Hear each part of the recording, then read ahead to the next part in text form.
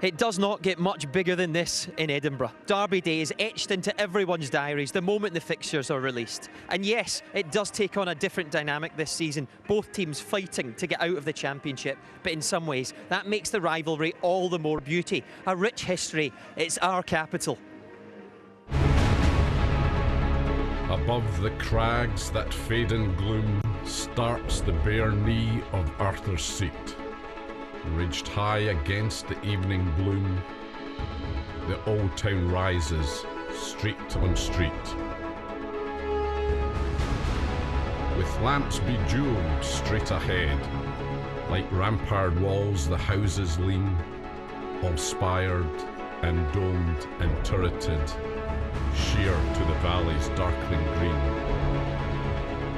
Ranged in mysterious disarray, the castle, menacing and austere, looms through the lingering last of day.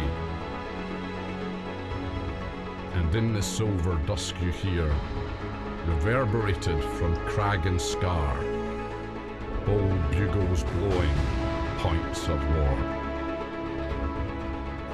The battle resumes today in Leith. Hearts have made the short journey across the city. From Gorgie, it's less than 4 miles for their fans, and on the way they'll no doubt reminisce about their recent trips to Easter Roads. They have an extraordinary record here.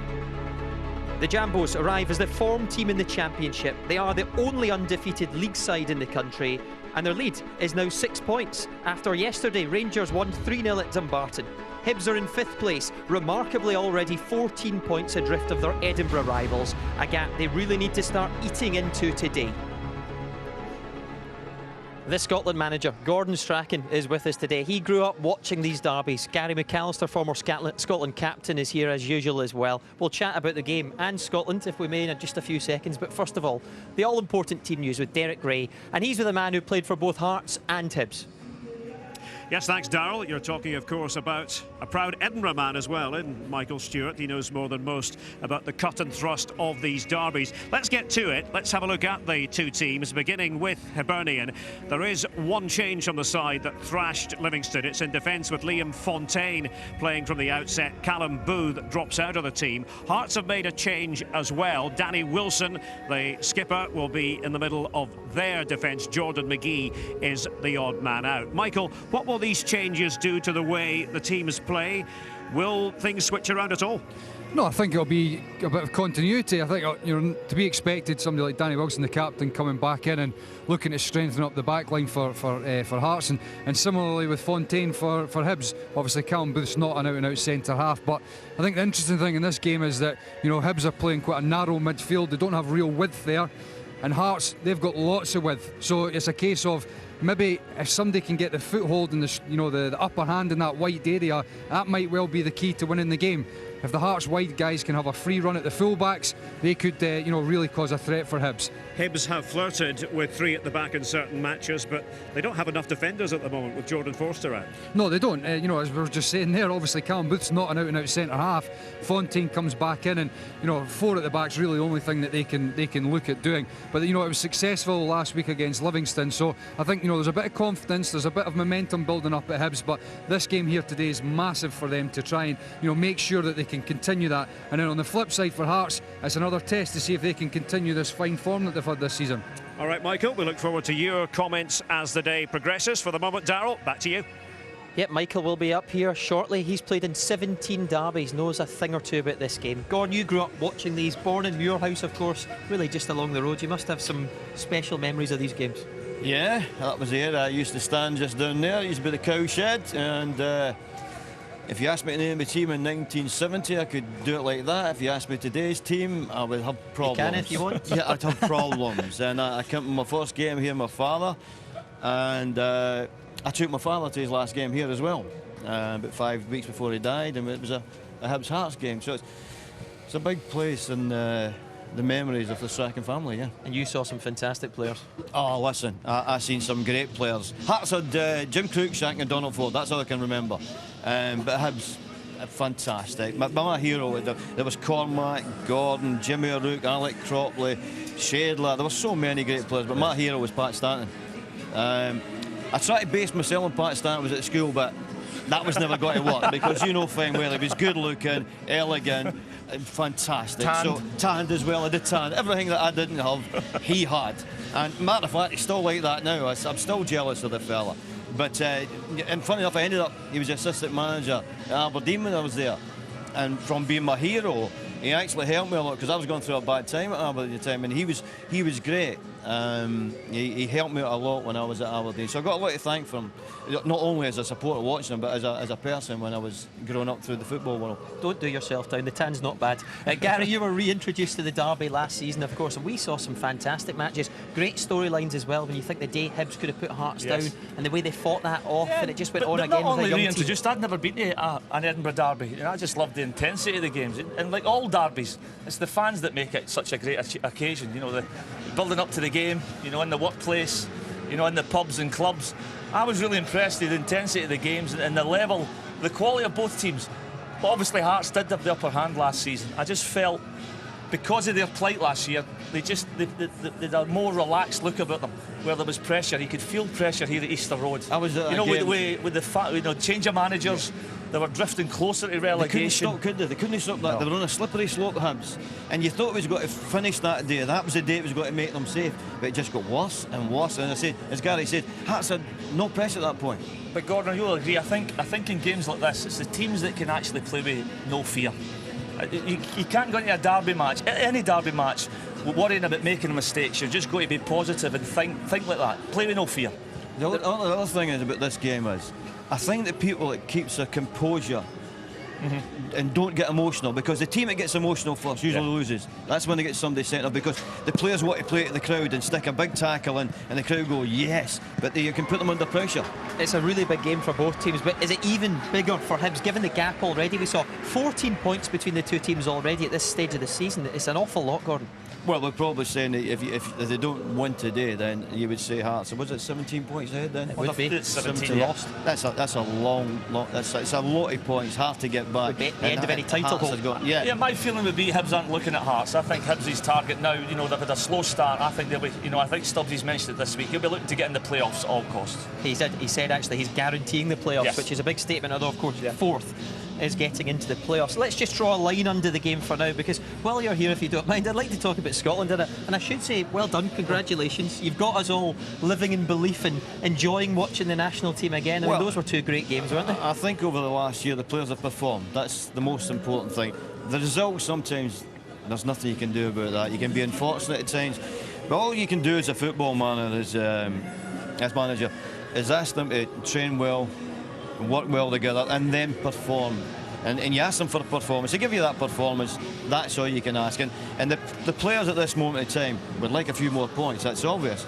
But there's nothing we can do with results like, you know, Poland beating Germany and things like that. What we can do is put in a performance. But the overriding thing, Gordon, is people, for me, you know, looking from the outside in, people are playing with a smile on face. They look as if they're actually enjoying every time we join up as a group. They're looking forward to the next game, you know, and obviously that comes with the fact that they've had good performances and good results. But results could just have been a wee bit better, couldn't they? But what you don't see is the time and amount of time that these players put into it, because it's not easy. Because remember, these players, the guys, they don't turn up for the money. They don't turn up for bonuses. They turn up because they want to play. And then you say to them, right, we're training twice a day, you know. But they love it, and they've really bought into it. What I liked about the Georgia game is we practiced for 4 days to play against 3 centre-backs. Then within a minute we knew it wasn't 3 centre-backs. And we said, OK, we go back to that, the default kind of way we play. And they went back into that within minutes and got good. That's the most pleasing thing that's happened over the last year. Those next 2 games are going to be absolutely fantastic. Republic of Ireland and England both at Celtic Park. We're looking forward to them. OK, of course, this is the second Edinburgh derby of the season. Hearts won the first, and there was no shortage of drama. A new league, but the same passionate Edinburgh derby. Right stop by Hibernian. Handling turned around there. Penalty. Liam Craig. Oh, he's missed it. Sam Nicholson, confident youngster. It's a belter! Hearts in front. And Glavin. Penalty to Hearts this time. And Robertson sees red. It's Glavin, it's 2. Hearts on a victory course. Osman So has joined the Red Card Club. El Alaghi, but too late for Hibs.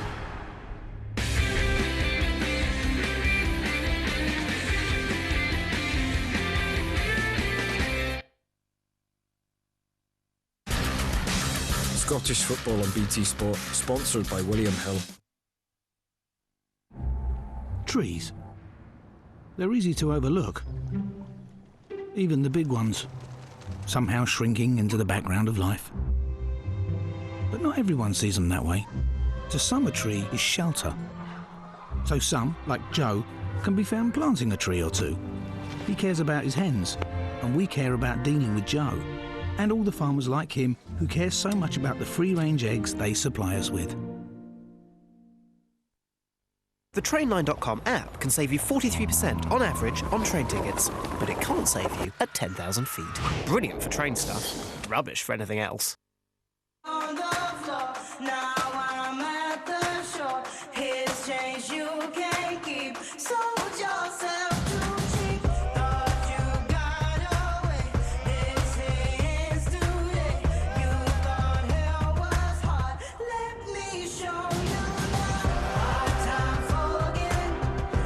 The A-Class, from £299 per month, including 3 years insurance and free servicing. The time has come for a new computer. Step this way.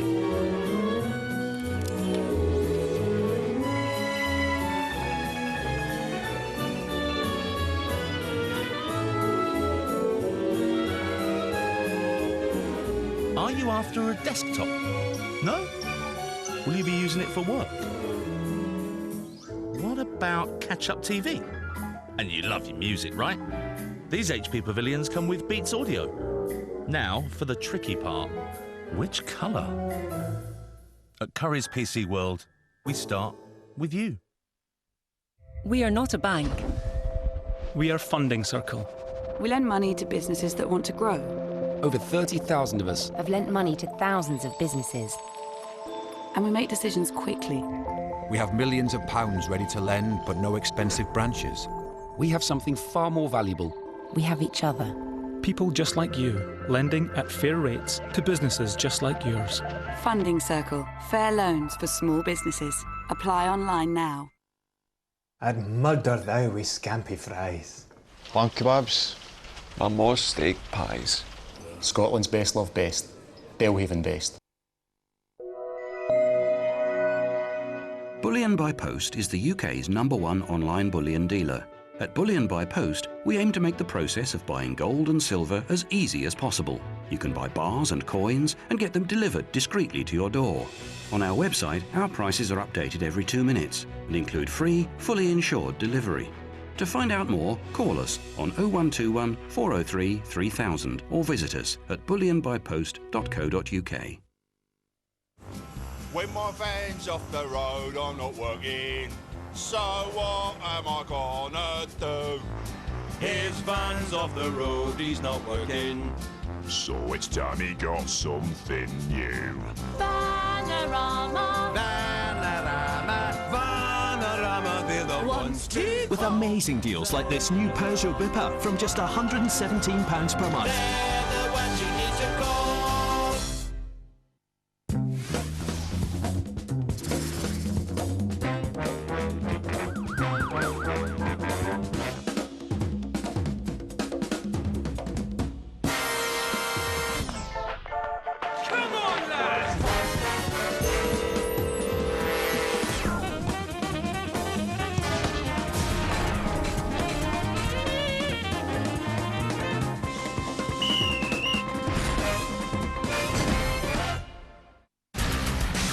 Scottish football on BT Sport, sponsored by William Hill.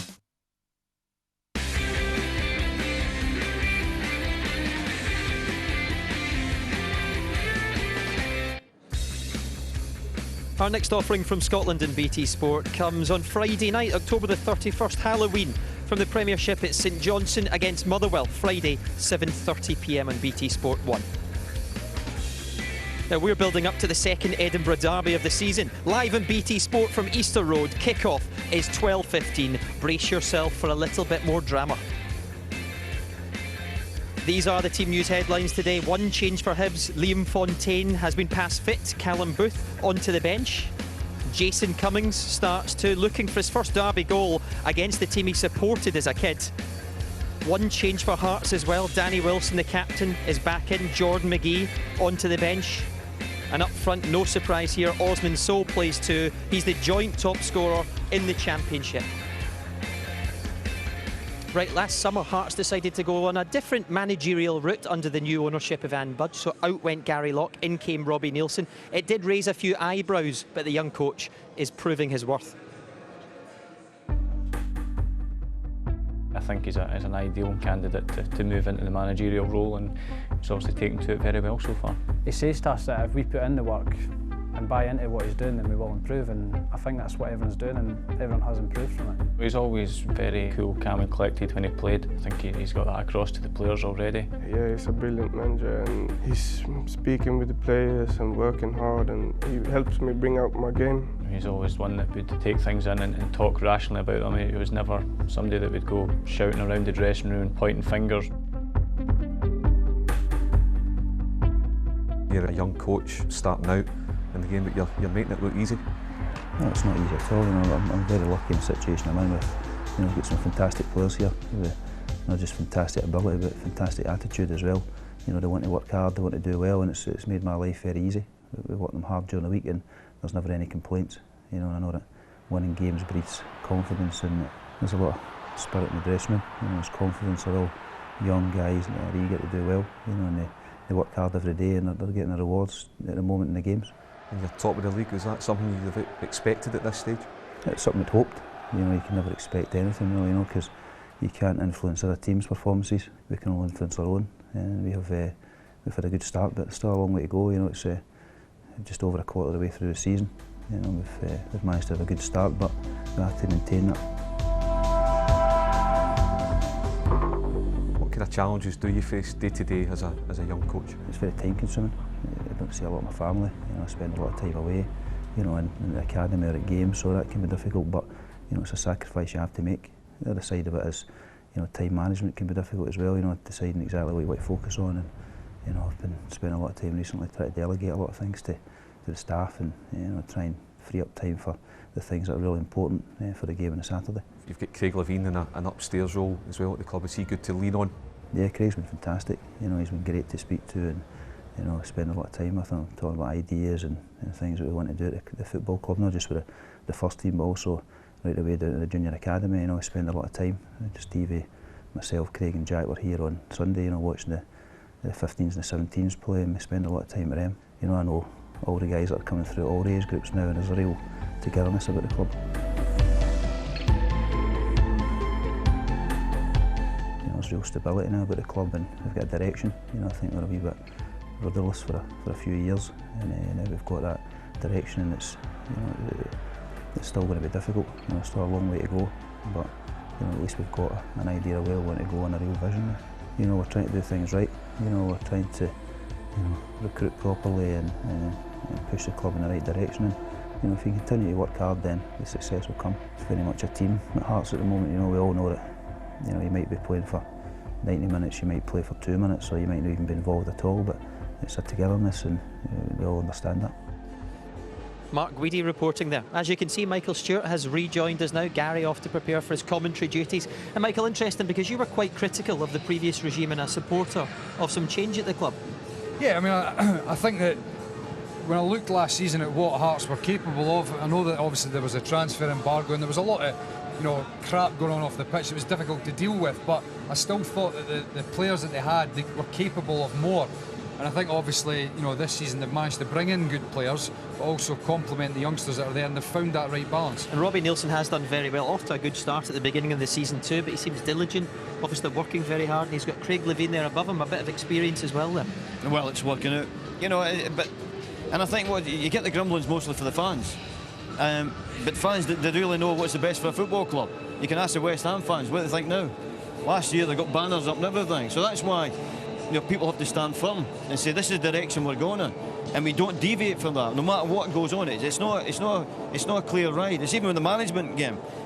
He started off fantastically well, putting in the hours of work, but it's not always like this. You know, he'll know fine well what he thinks about management. It's like Stuart McCall. Stuart McCall's been the best manager in Scotland for the last 2 years, then suddenly comes under pressure. Why? He's still a good manager, but these are the times that will test you. But what he's done so far has been absolutely fantastic, because we all expected probably Rangers to run away with it, Hibs to be there, and Hearts to get over this kind of turmoil that's been behind the scenes. And having Craig Levein there in a position that says, I'm here for a while, then the coach can feel safe, and that breeds confidence through the players. Now the players know there's something behind them. We can listen to this man, because you've got to be here for a couple of years when we'll put the whole lot into it. I talked about the hard work. The players say triple training sessions some days. They're certainly at the training ground an awful lot more, it seems. Yeah, well, I mean, the big thing here is that, you know, fans and punters, they always look at footballers and think they're lazy and they don't do enough work. You can't physically... Who thinks that, Michael? You can't physically run around from 9 till 5. So it's about, you know, working the brain as well, and that's what Robbie's doing. It's not just physical work, it's doing video analysis, it's tactical work, all the other things that you need to do to get a proper football team in place, and that's obviously paying off in the pitch as well. And one man who's been absolutely key to the success story so far is the striker Osman Sow, a man Stephen Craigan has been watching very closely. Thanks very much, Darryl. Yes, I think when Robbie Neilson took over the job in the summer, he knew he had the strength in the squad, but I think even he'll be surprised at the impact Osman Sow has made. He was a little bit unknown. You know, he'd played in Moldova, he'd played in Sweden, but 8 goals in his opening 12 games is a terrific return. And, you know, Robbie Neilson will hope he can continue that through the rest of the season.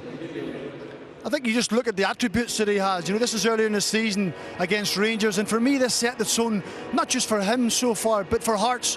You know, Rangers equalised, but within minutes, Sow drives through, using his pace, using his physical presence, getting a crucial goal. But this is him at his best. You know, you look at strikers and you judge him on goals, you judge him in the 18-yard box, getting across players. That's what he does very well. He's got an appetite for the game, he's got an appetite to get across people, to cause problems. And you look at teams who are successful, teams who gain promotion, more often than not they have a striker who scores goals on a regular basis, and Robbie Neilson might just have found his man. Nicely done, Stephen. When you look at some of those clips, you can see he's got quality in a lot of different areas in his game. Yeah, I seen him last year, gangly, didn't look to have much power. So I thought, yeah, he's something in making. But I think he's got to the stage now where he knows what he's good at. He defines it, especially the taller guys, what they're good at, what they can't do. And obviously that first goal of the season looked like it went, right, I know what I'm good at now, I'll work at this, and I'll work hard at what I'm good at. And that's what he's doing. I think gangly guys like him and Tolga take a lot longer to understand what their body can or cannot do. He's got a lot of good players around him, and it's interesting how they pieced together the young players from last season with a bit more experience, and good young Scottish players like Billy King, who scored in the derby last season, Sam Nicholson as well. They're helping from the wide areas. Oh, they are, there's no doubt about it. I think that, as I said, you know, last season there was a lot of youngsters and they maybe lacked that experience. Now they've brought in a few more experienced players. It's helped those youngsters, and as you said, those two guys in the wide areas, Nicholson and King, are real threats. Yeah, you know, Billy King, I remember speaking to Robbie a lot last season. He said he's a real confidence player. He's a youngster, needs an arm round the shoulder, he needs somebody to believe in him. And, you know, looking at his performances this year, you can tell that he's full of confidence. Sam Nicholson as well, he's a real talented player, somebody that no doubt Gordon maybe will be looking at in a couple of years' time. Maybe in the future, absolutely. They played very well in the derbies last season. OK, next up we will focus on Hibs and their new manager, Alan Stubbs, who's trying to forge a new style of play on the club.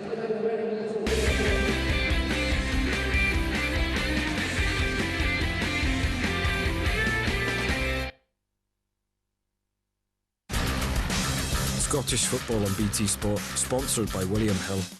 OK, we admit it. We just couldn't contain all our extra sport. It's just running around. We needed somewhere to trap it.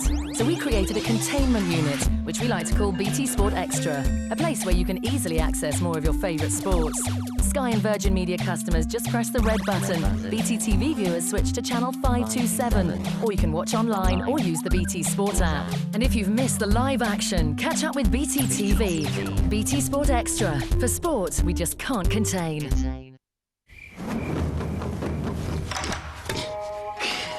John, focus.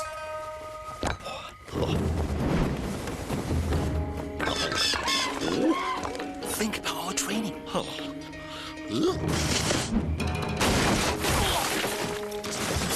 Chung, you can concentrate when you're hungry. Eat a Snickers. Better?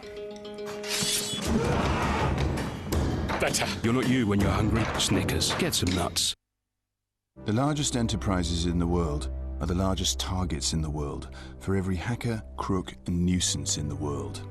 But systems policed by HP's cybersecurity team are constantly monitored for threats, outside and in.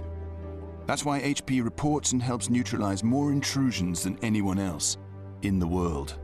If HP's security solutions can help keep the world's largest organizations safe, they can keep yours safe too. Make it matter. It's Scotland's barley that makes it tawny. Belhaven best, you're affy bonny. Scotland's best love best, Belhaven best.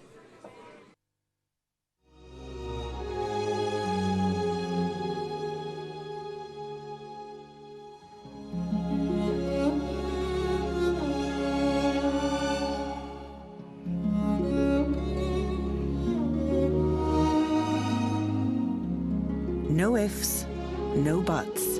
We promise not to raise energy prices before 2016. It's just one of many reasons why we're proud to make a difference. Dear hard work, you drag us out of bed every morning and keep us awake at night. Every day you pose new challenges, but we rise to all of them. We are Vito, Sprinter and Citan from Mercedes-Benz Vans. Now with 0% APR representative on selected Vito models, plus a free option pack, including air conditioning and metallic paint.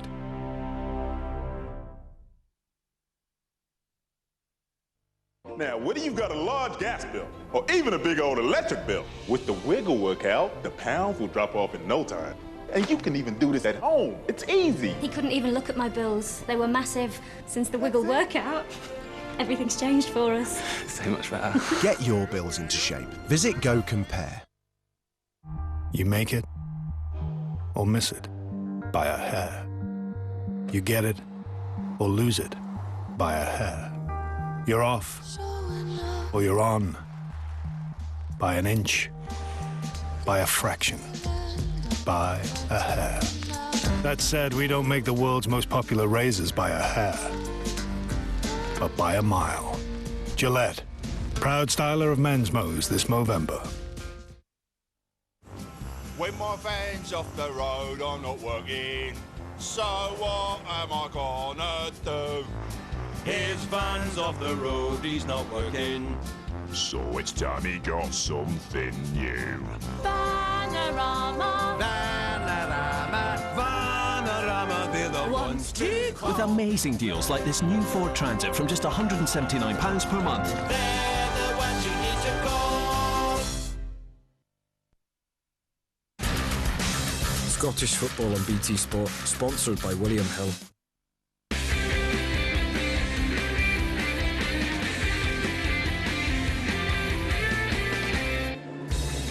Not long to go now, 15 minutes or so until kick-off in the Edinburgh Derby. Fans are making their way into Easter Road. They're coming in numbers, they're coming in hope, perhaps even fear. This is a game you dare not lose. Now, Hibs have been showing signs of life under the new manager, Alan Stubbs, in recent weeks. It was never going to be easy to turn things around on Leith, but gradually he's forging a new style of play that the fans can identify with. There's been a lot of things gone on at the football club over the years. Rightly or wrongly, we need to move on, you know, and sometimes, you know, you can't do anything about the past, but we can do something about the future. I'm speaking to a lot of my friends who are Hibs supporters. They are patient because they know there is improvement, and it's not helped with Hearts having such a good start in the league. That never helps when your rivals are 14 points clear. But I think they do see it game by game. They can see what the manager's trying to do. I've always said all along it was never going to be giant steps. I feel as if, you know, over the past few weeks, even though we haven't necessarily got the results that we deserved, they're making good steps in the right direction. And everyone's behind the manager. All the playing staff we're enjoying it. You know, coming every day, looking forward to training and, you know, looking forward to the games. You can see like a change in the style for last season. The team are looking more coherent, controlling games more, but the frustrating thing is they're not getting the results to go with it. Over the last 5 or 6 years, I don't think our home record's been great at all, which is something that you need to change. I think the fans would be much happier, obviously, have a good home record than away, but you know, I think gradually it is getting better this season. The crowd I don't really have that connection with the players at the moment. So I think there probably is something in that the players are a little bit fearful of really expressing themselves at Easter Road. People seem to judge me on, or judge the team on, our home form from last season. I wasn't here last season. You know, some of them players weren't here last season. You know, the way I look at it is that we've lost one home game. And McGibbon, that's what Hibs needed. A shot in the arm, Jordan Forster. The fans are concerned with the home form.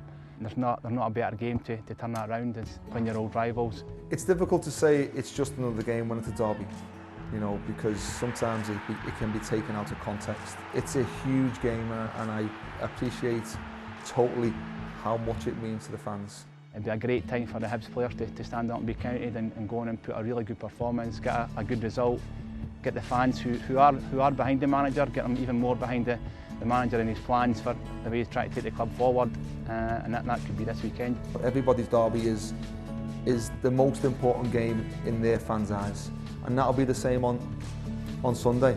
You know, it'll be no different whatsoever.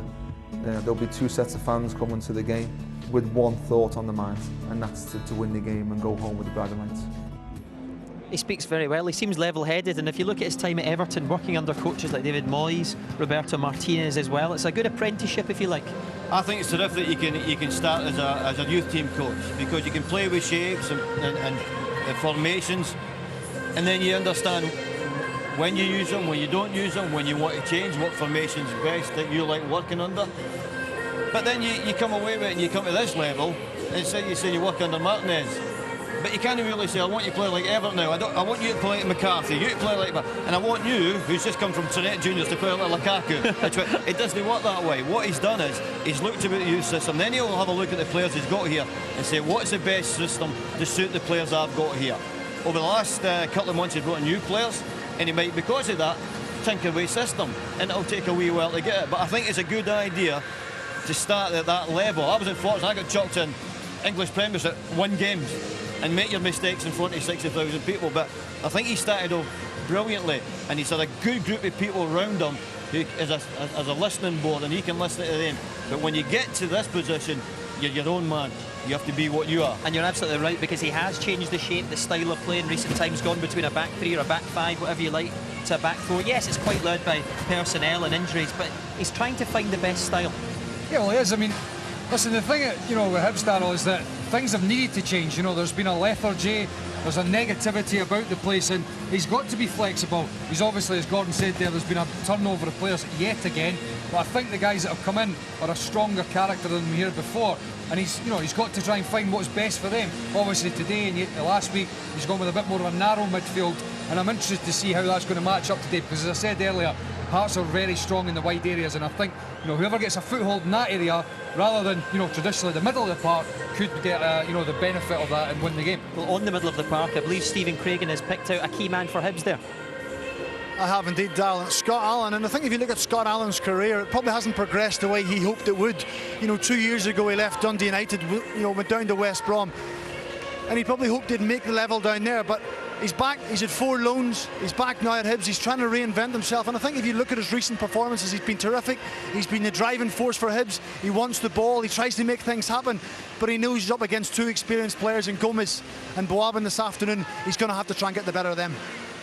And Stephen, you've seen a lot of Hibs recently. You were at Livingston last week when they had a really good performance. I know the system's changed a bit, but looking at last week, what did you notice?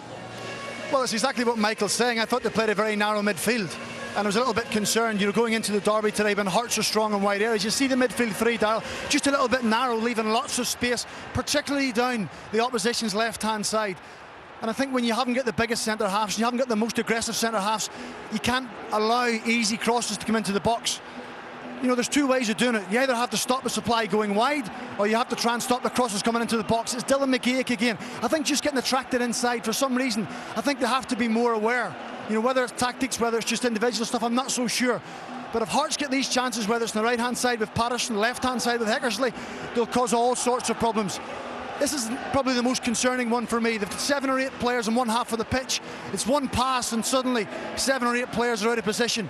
But if you just look at the back post, Lewis Stevenson isn't the tallest fullback. You look at So, El Hasanoui, they'll be looking to capitalise on that. So Hibs will have to be crucial, they'll have to work hard, they'll have to stop the crosses to try and get 3 points. Stephen, thank you. And it's interesting because it's been very attacking for Hibs. As we said, Danny Handling at the top of a diamond recently, we think, with Malonga. And Jason Cummings, I wanted to talk about because he was playing amateur football at Hutchie Vale about 18 months ago. And he does say some things in post-match interviews like, I've got a touch of an angel. And I was reading some good quotes from him this morning.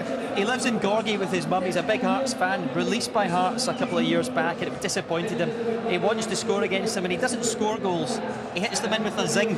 And if you're wondering about the zing, this is a quote from him this morning. It's actually a tattoo he's got, and he said, I've got a zing in my left foot. I got it 2 years ago when I was in Ayia with the boys. I woke up, I couldn't remember what had happened the last night. I'd had a few tinnies, and I woke up and I thought, wow, how did I get that?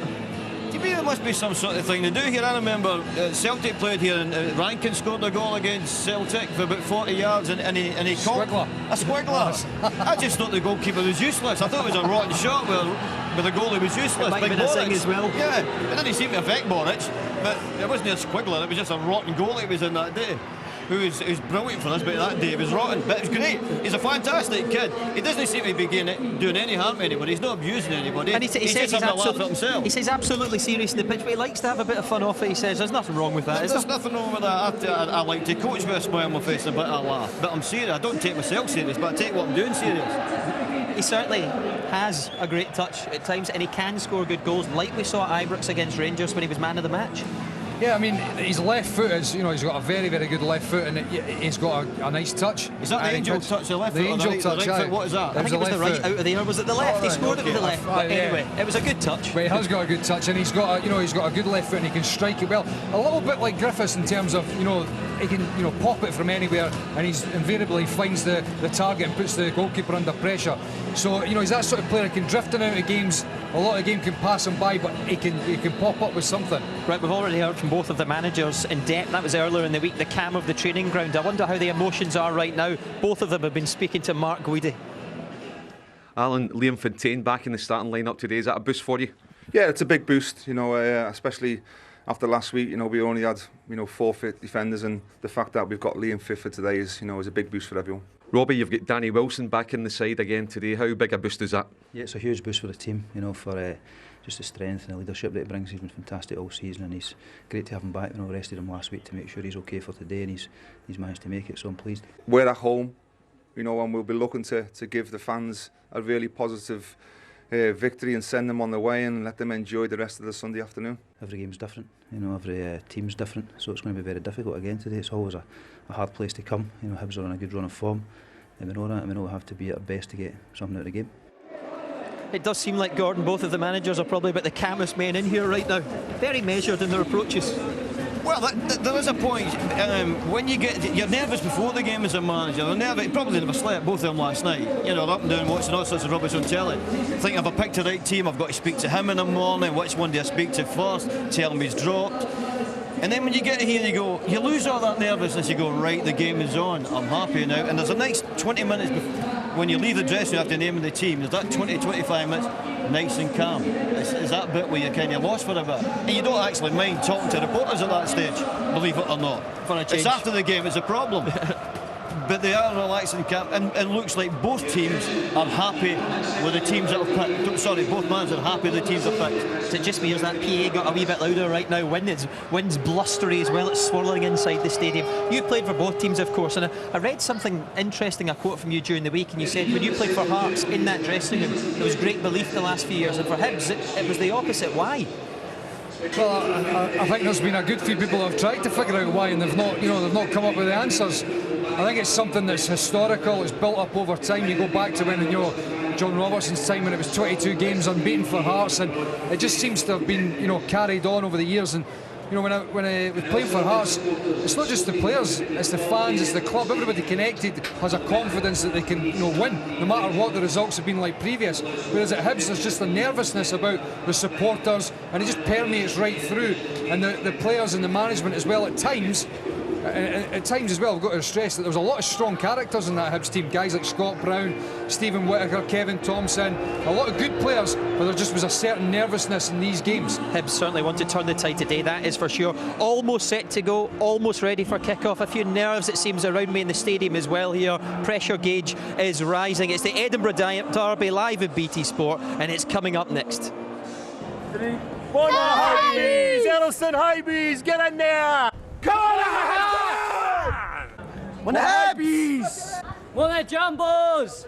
Come on, the Hibs! One the Hearts! Come on, the Hibs! Come on, the Jantats! Come on, the Hibs!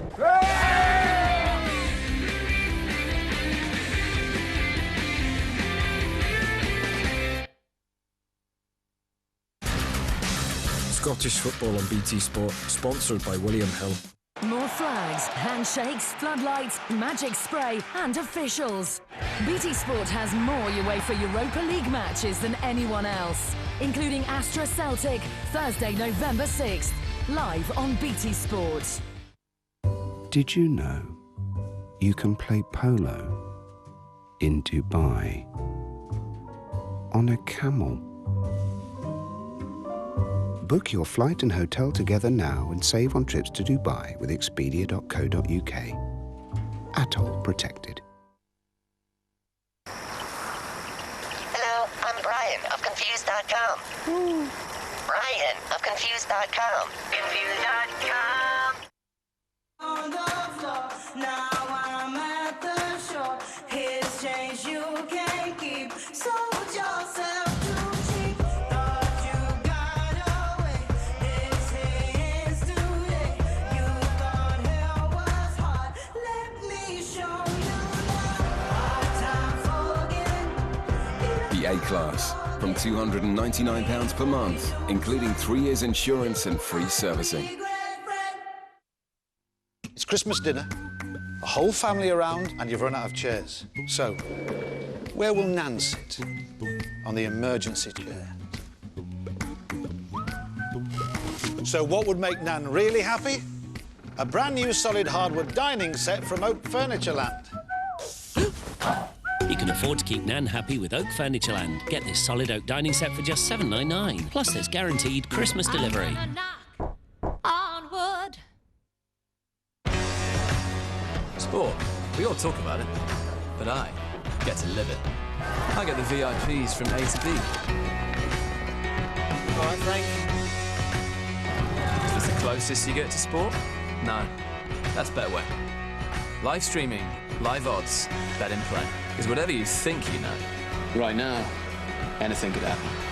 With a free bet worth up to £50, live sport, bet your way at betway.com. I belong to an organisation that does things a little differently.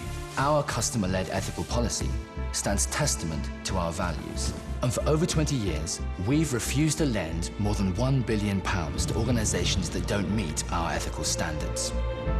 How seriously do we take this? Pretty seriously. The Cooperative Bank. Marc Marquez makes MotoGP magic its Mark's mission. He will retain his title. Marc Marquez does it again. Can he cap it off with victory in Valencia? The last race of the season, live on BT Sport 2. Scottish football on BT Sport, sponsored by William Hill.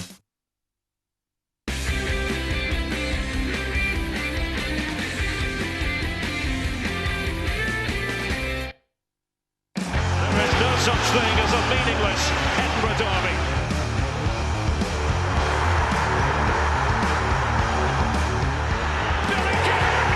No relegation today. It's Caldwell for Hibernian. Hibs have the lead for the first time in this derby. Pressure here from Driver. Oh, he's got it, scores! It's a penalty to Hibs. The talk of the town are the boys in maroon. It's for Hibs. You cannot strike them any better than that.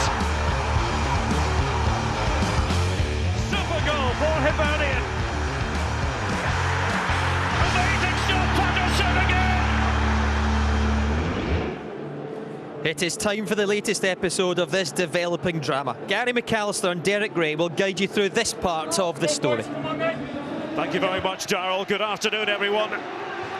Not many cities do history quite like Edinburgh. And the twists and turns of Hibernian and Heart of Midlothian have given this majestic capital city a rich football narrative since the first skirmish on the Meadows back on Christmas Day 1875.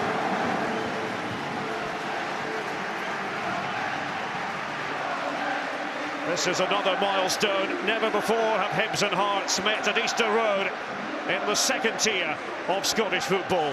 It's one change per side. For Hibs, Liam Fontaine has recovered from a thigh injury and starts in central defence to the exclusion of Callum Booth, who drops to the bench. Otherwise, it's the same team that put Livingston to the sword last weekend. Hearts have Danny Wilson fit again following a recent hamstring strain.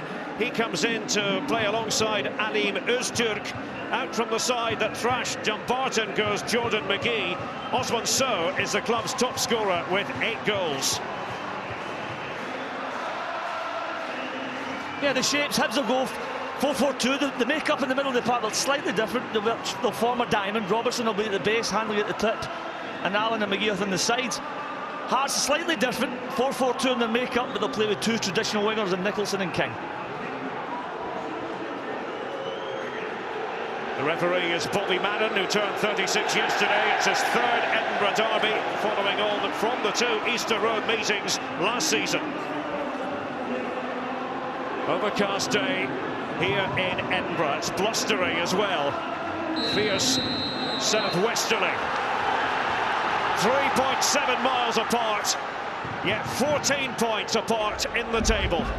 Hibs this Sunday lunchtime know they need to start gnawing away at Hearts' considerable advantage.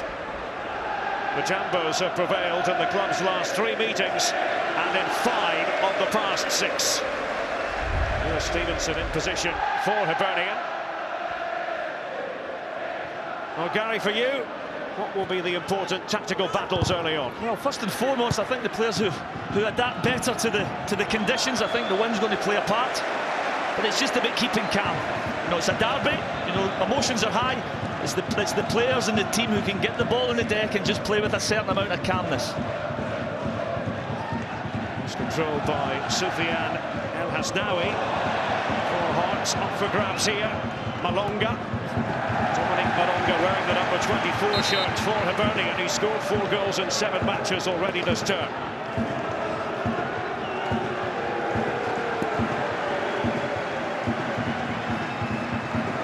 With debris having to be removed.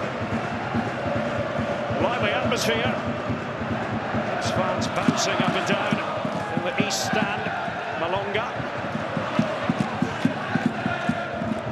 So we've got Öztürk and Wilson side by side in central defence. Hibs attempt to build. David Gray steering it back. Dylan McGee on loan from Celtic. It was by Sam Nicholson, the exciting youngster who scored that wonderful goal when last the sides locked horns at Tynecastle. They're up for it today, the Hibs fans. No, it's lively today, due to the fact that there's a great Hearts crowd inside the stadium as well. They've packed their end.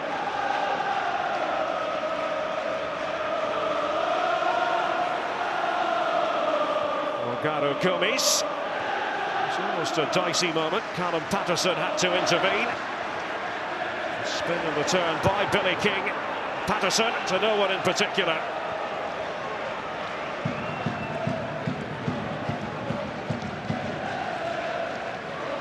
Callum Patterson, who of course was the Hearts hero at this venue back in April. Look at the different sort of strips. The feeling was that the maroon would clash with the darker bottle green of Hibernian, so that's where we are. Yeah, you can see that, I suppose. Bobby Nielsen, the head coach, to give him his official title of Heart of Midlothian. And what a successful start. Saw the result go his way in August. It's a new structure for Hearts this season. Craig Levine, the director of football. Really, it's been something of a shining new dawn. And Budge, the new owner. The idea is that in time, ownership will be turned over to the foundation of Hearts. Oh, there's a slip there by Paul Hanlon. Whistle's gone there. Osman So just catches Hanlon, he just clips his heel there and goes to ground.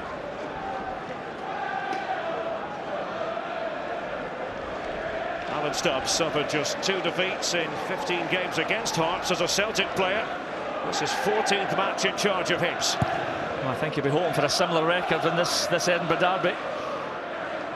It's been a pretty messy start. You know, you can see the balloons whipping around the surface, a little bit off-putting. Osman So went up for it to begin with.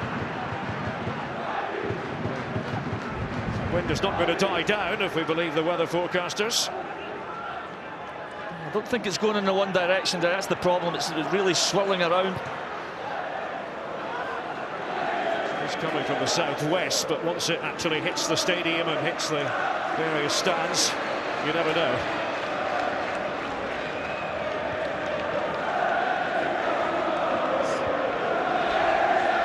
Öztürk, born in the Netherlands, in Alkmaar, of Turkish parentage. Eckersley, who ventured forward from left back. Scott Allen, he has caught the eye in recent games. The ever-reliable Lewis Stevenson now. Allen. Jason Cummings to steal a march on Öztürk. With Neil Alexander.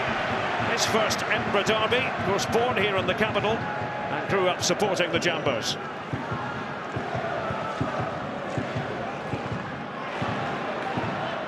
No Liam Craig in the Hibs starting 11 again. So it worked very well for Hibs last week. The system put together by Alan Stubbs. Just the one personnel change with it again Liam Fontaine in the side. Gray does like to burst forward on the right. Stevenson. And no chances taken by Adam Eckersley. The concession of a corner. Like a harmless ball up to the back post. As you can imagine, Eckersley taking no chances there, just unaware what was behind him.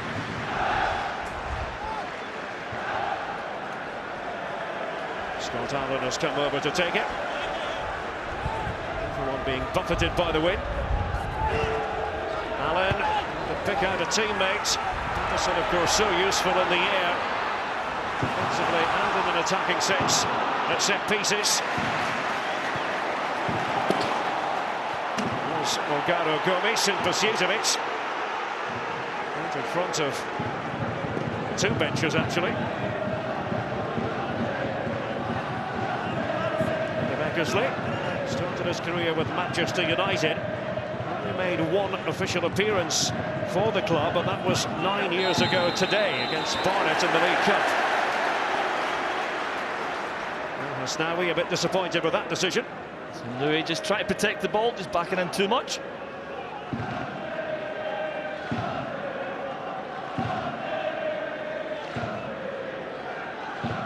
Nearly 7 minutes gone at Easter Road. Great to have the pleasure of your company on this Sunday for the second Edinburgh derby of the championship season. He's looking up at Hearts. Scott Robertson. Straight into the path of Morgado Gomes. Of course, Robertson and Gomes, former teammates at Dundee United. I just think that's a little perfect example of what Gomes brings to Hearts. Just stepping across and intercepting any little balls that are trying to go into the Hibs front two. Danny Wilson going from back to front up towards Osman So. Here's Eckersley. Joined Hearts in August. Nicholson wasn't going to get there.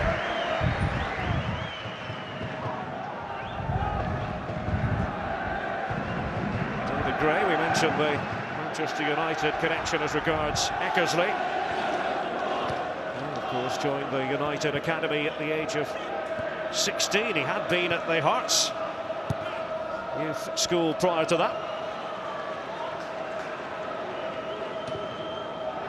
Danny Wilson. David Gray put to work. It's Prince Wabben who went up for the header. Asnawi is chasing after it. Trying to chisel his way through. Yeah, his persistence nearly paid off there. It's been a pretty compact look about Hearts this season. Well balanced side, Gary.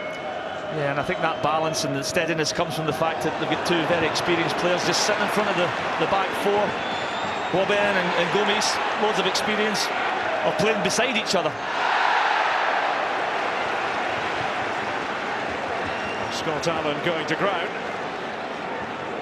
Gomez and Wabben, of course, were teammates at Dundee United under Craig Levein initially. Fontaine has joined the throng. Allen with it, took off in the wind. Safe pair of hands, Neil Alexander for Hearts. Yeah, confidently taken by Alexander. Good ball whipped in by Scott Allen.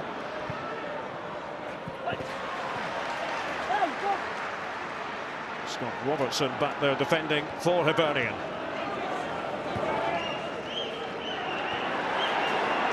He's, by the way, unbeaten in 5 matches in all competitions. He's the way through here for Hearts. It was Wabben who gave it a lash. That's a fantastic stop by Lewis Stevenson. I think it was in getting the block. Danny Wilson, who gives it to Neil Alexander. It's getting themselves high up the pitch. Hanlon had to keep a weather eye on Wabben earlier, making sure that there was nothing to fire at. It's the first little burst into the final third. It's a good block in the end. Here's Stevenson. Showing for it, Malonga. Very much a technician, Dominique Malonga. Parisian of Congolese parentage.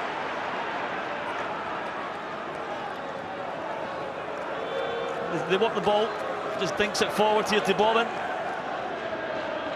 Nice little cut back. Falls to Bowman, and there's the block. Super block by Hanlon.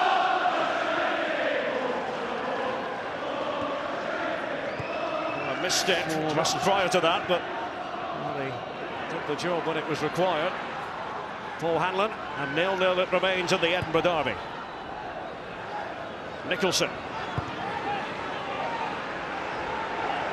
Patterson.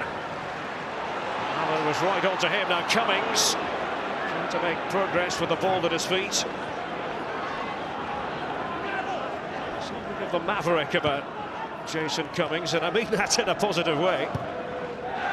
Danny Wilson, angled ball from the back, and there's Mark Oxley to grab it. Oxley, who of course was linked with a possible return to Hull City on loan. Only problem is the rules don't allow for that. But Steve Bruce was of a mind to have him back competing for a place against Liverpool yesterday. Alexander joined Heart of Midlothian in June after his Crystal Palace release. 4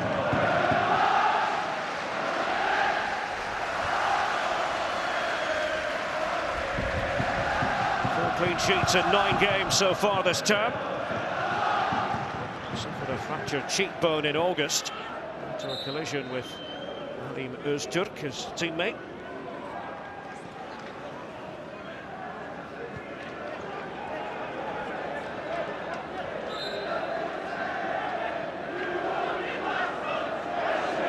David Gray to take this for Hibernian. Went Eckersley. Morgado Gomez, safety first.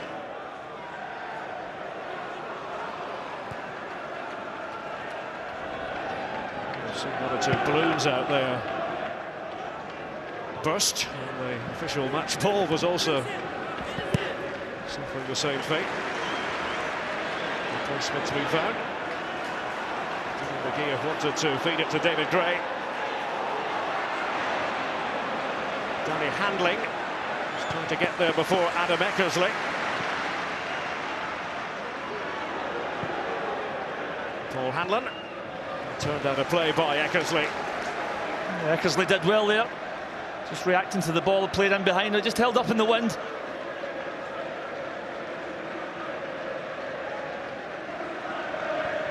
Hearts the only unbeaten side in Scottish League football.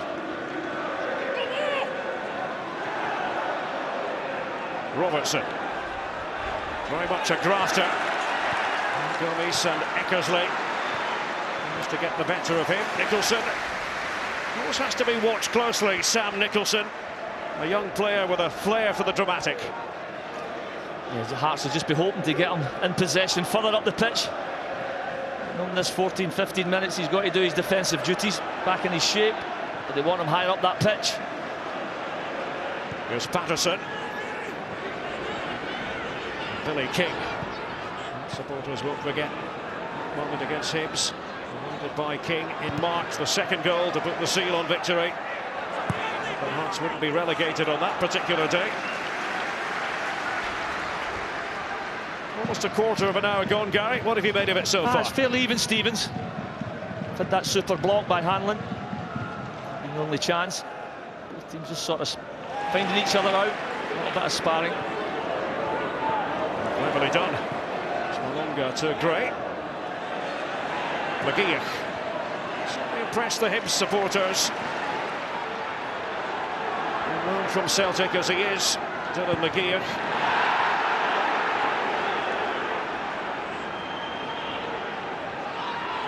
Let's try to construct. Eckersley receiving it from El Hasnaoui.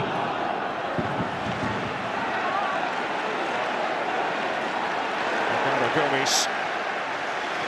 Released by Dundee United into his second spell at Tannadice. Clever play by Gomes, just protecting the ball, using his body well. There's Turk. No chance for Patterson to get there. Stevenson making sure of that.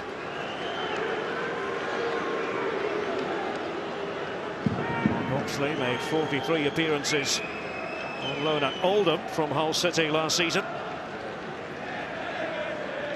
So he found the back of the net as a Hibs player against Livingston in early August with a long clearance that came off.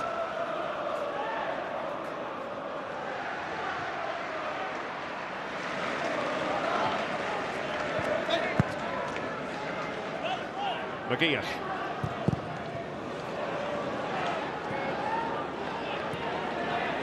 Paul Hanlon. Liam Fontaine.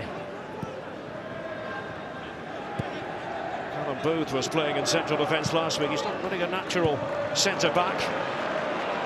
It's the latter to have Fontaine available once again, but well, it was rugged. Bobby Madden might want a word with Liam Fontaine. Well, I think that's what Fontaine brings to Hibernian. He's certainly a more physical presence. Certainly for set pieces, get more height. It's a poor tackle. Well, he gets away with a verbal rebuke. Could easily have been a yellow card. Look who's here today. Jackie McNamara, the manager of Dundee United, along with Darren Jackson. So, of course, they get ready to face Hibs in the League Cup. And Ali McCoist, the Rangers manager. Rangers continue their pursuit of Hearts. Eckersley. Wouldn't stay in play for Soufiane El Hasnaoui. They just try to whip it into that back post area. Discussion on the bench. Robbie Nielsen, Stevie Crawford, his right-hand man. The adrenaline pumping near at Easter Road. I might be biased and some will disagree, but Coronation Street can't light a candle to Hibs against Hearts. It was a little bit tongue-in-cheek from Fraser Hurd. Banter, is that what we call it these days? I think so. Fraser Hurd of Rangers. And his feelings known earlier about this fixture as to whether he was Interested in watching it. 50-50, even Steven possession-wise, no scoring. Yeah, no surprises there, Derek. It has been very much the case. They've been pretty safe.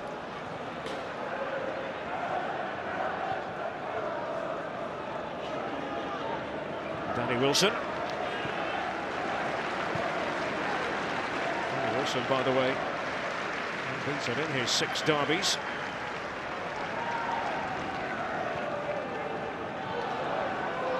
The trend has been Hearts' friend for a long time now. This quality player, Danny Wilson. That little triangle we just seen. They're exchanging passes of Gomes, Boabin and him. All very comfortable in possession.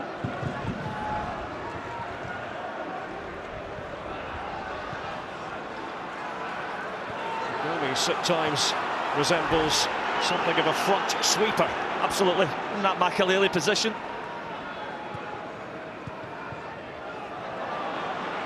Handling, change of direction. Robertson. We heard the footsteps of Nicholson. Definitely done by Cummings. Here's Danny handling, and it's opening up. Scott Allen. Malonga. Hibs couldn't finish off the move. Now Scott Robertson driving Hibernian forward. David Gray. Malonga. It's Allen. And it's handling. And Cummings trying to react after Alexander got a piece of it. And Hearts can breathe again. Oh, great pressure by Hibernian. Super play. It's a good stop by Alexander from handling. Danny handling. Hibs showing plenty of belief here. Just a little bit surprised. Scott Allen just refused that shot in the first attack. David Gray whips it right across the face of goal. Alexander telling everyone to calm down. Yeah, this is the second attack. He duffs that hit and it falls beautifully for handling. Side foot. It's down the line of the keeper. It's a good stop by Alexander. It's an instinctive piece of goalkeeping. The 36-year-old.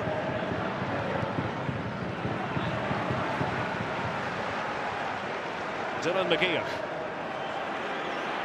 He's no doubt buoyed by the last couple of minutes. Cummings, positive play. Malonga. To take it on by himself. Scott Allen. David Gray free on the right. Pushed off. This one so. There's McGeer. Takes a swing at the ball. It's going to be a goal kick after that.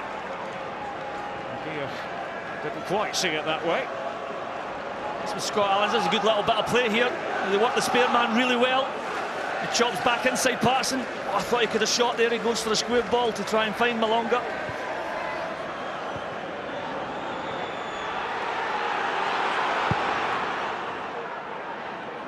Alexander up towards Osman So. Paul Hanlon. 204th appearance for Hibernian. His 18th Edinburgh derby. Gray, back to Oxley. That little bit of phase of play from Hibernian due to the fact he gets some really good service into handling and into the feet of Cummings. Scott Allen trying to find his way these last couple of years through the ranks at Dundee United. Lewis Stevenson. Reflection there. It's quite right for Malonga. Similar story for Robertson. Eckersley now for the Jambos. Excellent pass. So with Eckersley. Prince Boabin. Now look at the freedom afforded Callum Patterson. I don't think he could quite believe that. It's a tame ball. Capable of much better. Patterson. Boabin. To boss things at midfield.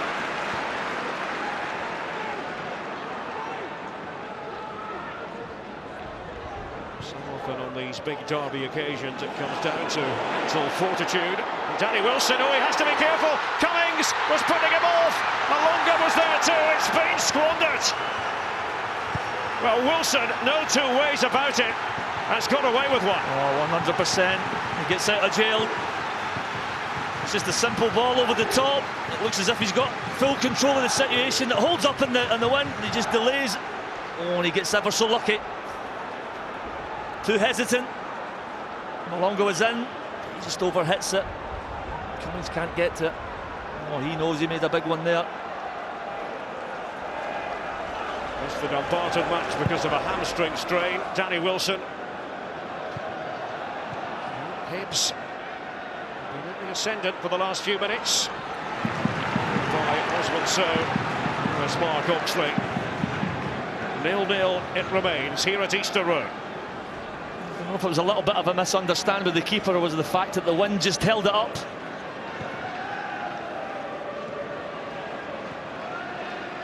Cummings.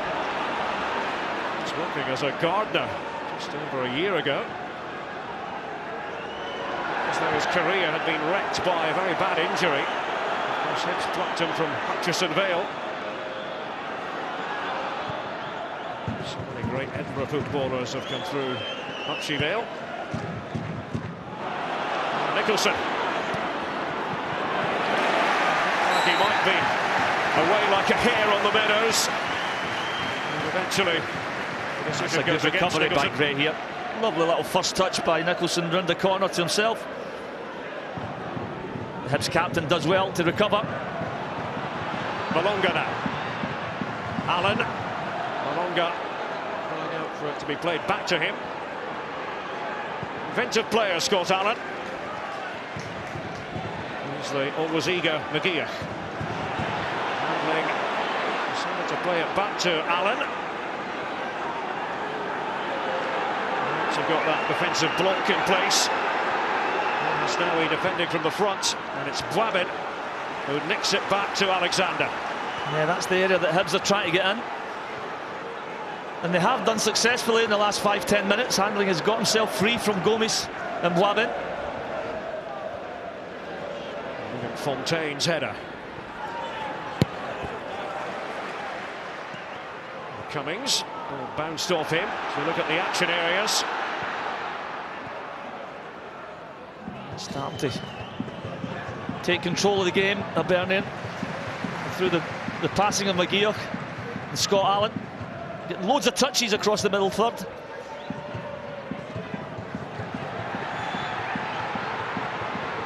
McGeoch. Here's Handling. Scurried by Stevenson. Scott Allen. It's away by Alim Öztürk. Osmond So. Hanlon was on the ground. He's trying to chase down Nicholson. And off Paul Hanlon. He was committed. Hanlon losing his footing there. Sliding across. There's Danny Wilson. Just got to try to forget all about that little slip of a few minutes ago. It's gone now. Billy King in a threatening position for Hearts. Fontaine with a header away. Here's Allen.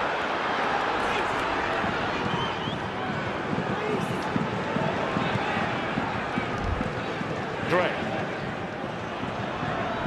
McGeoch. Changed direction beautifully. Longer for Cummings.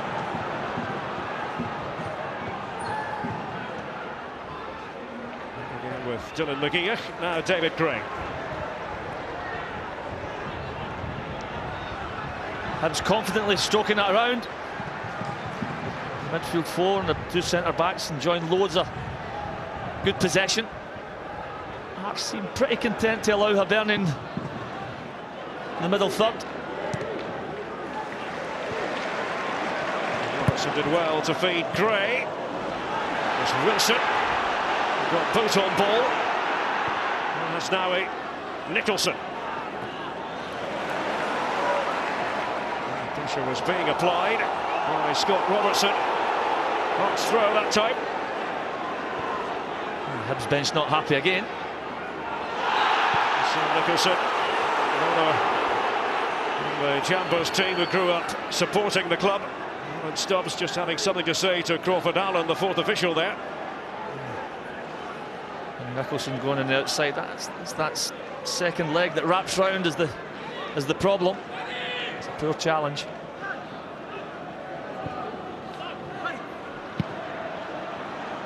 David Gray didn't really middle it.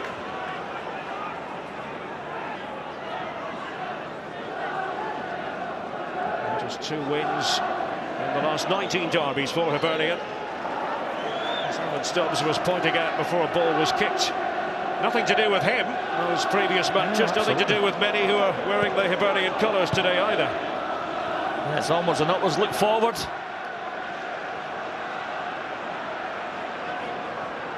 Patterson cutting in this time. The King had moved into the centre as well. Gomes, Robertson had the beating of him. Dominic Malonga. And continuing, as Turk had vacated his position. There's McGeoch.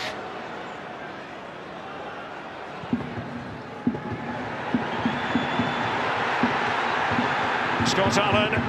Oh, bold effort from there. Had the confidence to take it on. Well, there wasn't a great deal happening in front of Scott Allen. As you can see, he comes inside here. There's not a great deal of movement. And he thinks, I'll have a pop. Alexander worried a little bit. Decent strike.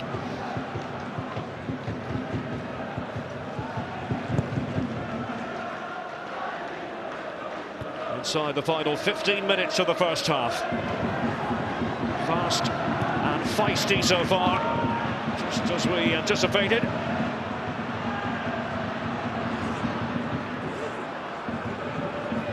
I tell you that referee Bobby Madden just earlier made his way over to the Hibs bench. Told the ball to, as we say here in Scotland, keep the heat. Yeah, I think Alan Stubbs is feeling as there's 2 or 3 decisions have gone against him on that side.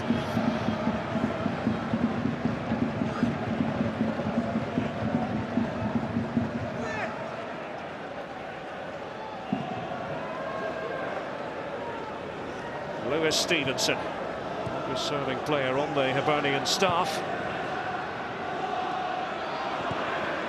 His first derby appearance was way back in April 2007.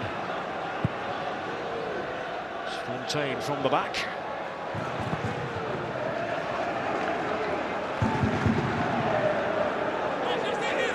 So Johnson against Motherwell in the Scottish Premiership is coming your way this Friday. That's on BT Sport 1. 7:30 our start time. We're also with you a week from tomorrow. We'll be in Dingwall for Ross County against Aberdeen, Monday the 3rd of November, 7:30. And tomorrow you can catch up with all the highlights and goals on the weekend. It's our SPFL Roundup programme. 5:30 the time you need to know about. El Hasnaoui. Gomes. Eckersley comes off Gray. McGeoch. Nicholson was trying to rob him of the ball. And Oxley, he skewed that one. Yeah, just sat up on the keeper there just as it arrived at him.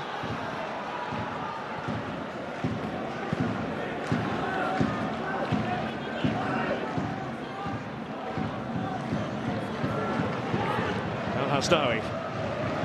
Neat play, now Eckersley. This one was the intended target. Corner here to Heart of Midlothian. Yeah, Liam Fontaine with the clearing head up. So tried to just make a little run across the face of him.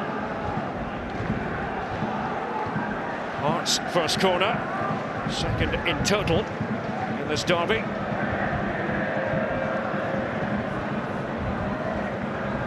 Billy King will deliver. Danny Wilson has gone forward at the set piece. Fontaine watching Wilson. King. Always got to keep an eye out for Patterson as well. Handling. Fontaine. There's Turk. More difficult than it looked initially. Patterson.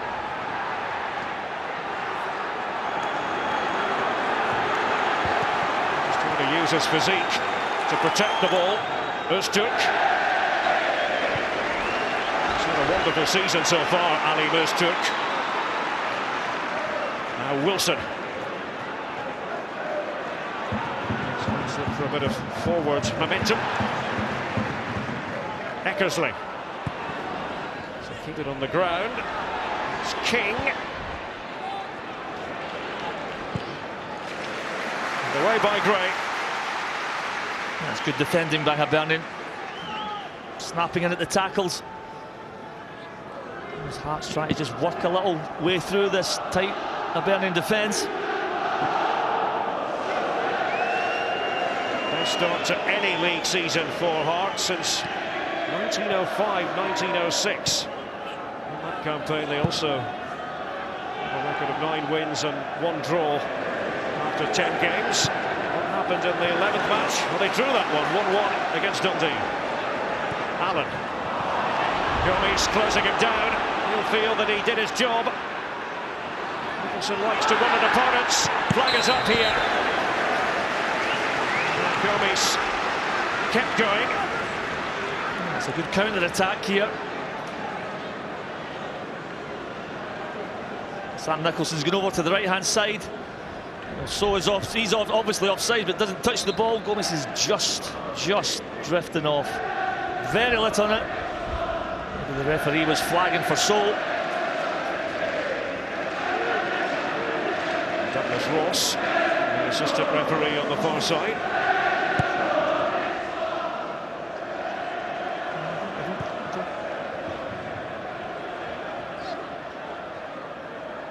The officials have got to make these decisions in a fraction of a second. Always throws that grey area.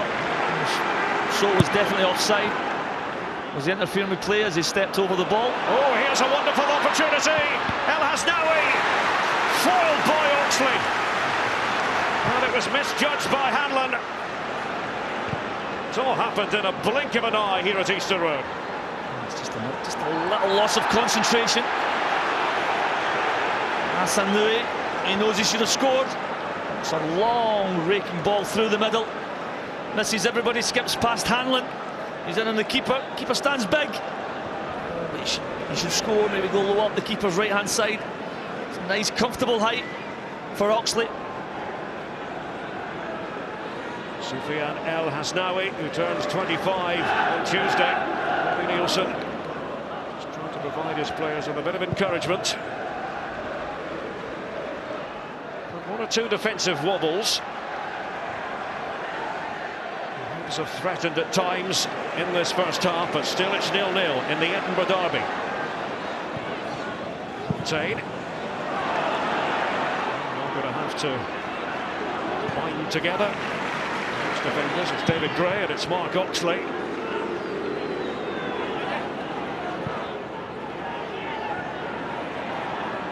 That's just starting to look dangerous on the counter-attack.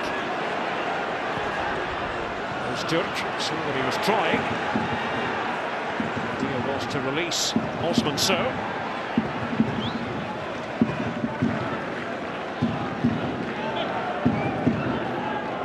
Malonga for Gray.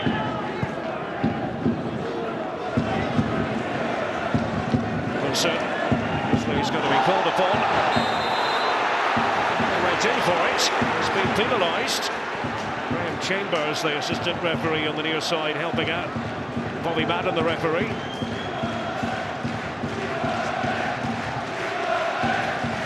As Cummins goes, maybe just a bit high with the challenge. Eckersley there. I see a great deal in it. It's a good opportunity for Scott Allen to whip a dangerous ball in.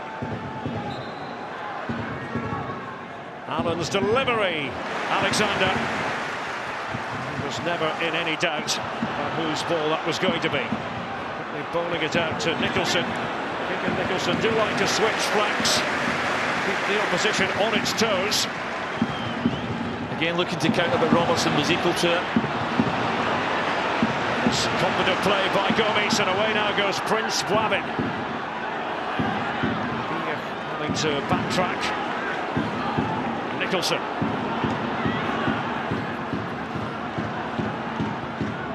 Gomes for Eckersley. Bwabin. Eckersley continuing his canter.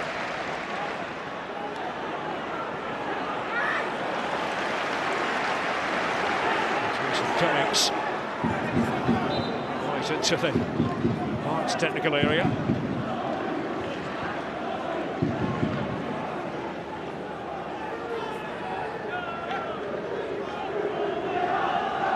Hibs overall poor Derby form. If you look at Derby's here at Easter Road, just 2 wins in the last 14 league meetings on the Edinburgh pair.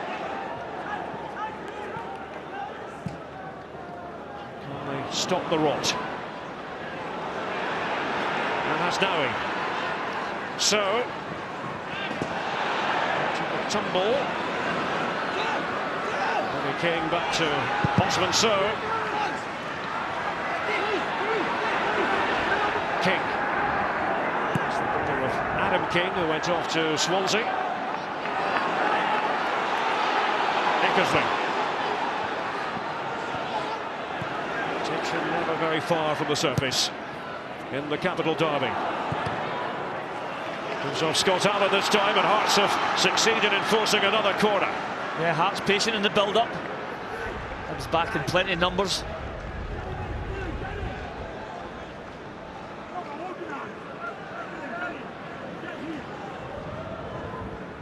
Patterson. There's Paul Hanlon for company. Danny Wilson too far away either. It's a key confrontation, you just feel that one. Hanlon and Patterson. And that's going to be routine for Oxley. Bowling it out, Cummings. Handling's away. Back to Cummings. It's gone begging. Well, again, it's clever fielding back from Oxley, the keeper. They work it well. Handling and Cummings combining well. It's a nice little cut back. He took a touch. Tries to take it first time. Just opened his foot up a little bit too much. I think it was a chance to put his laces through it. Not quite the zinger that time. Wasn't the zinger on his right side. He's very capable, Jason Cummings.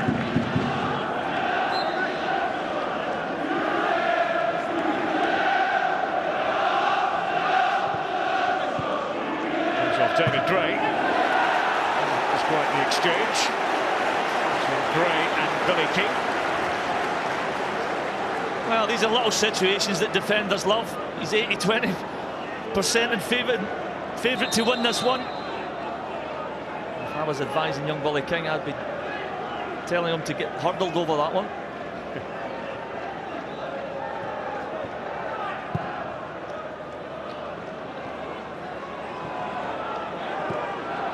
By Robertson, Malonga, just crowded out by Gomes. Referee says free kick to Hibs. I think Gomes felt he got a lot of the ball there.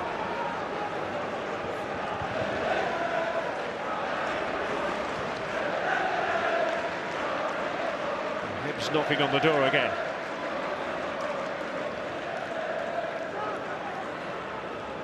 I think back to the April derby meeting here at Easter Road. 13 players used by Hibs that day. 7 of the 13 have left the club. Cummings really fancies this.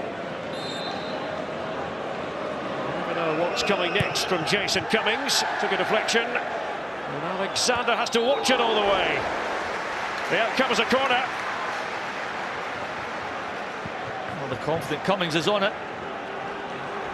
Tries to hit a Ronaldo-esque type of strike. Gonna go with Patterson. Scott Allen to take this for Hibernian in the last couple of minutes of the first half.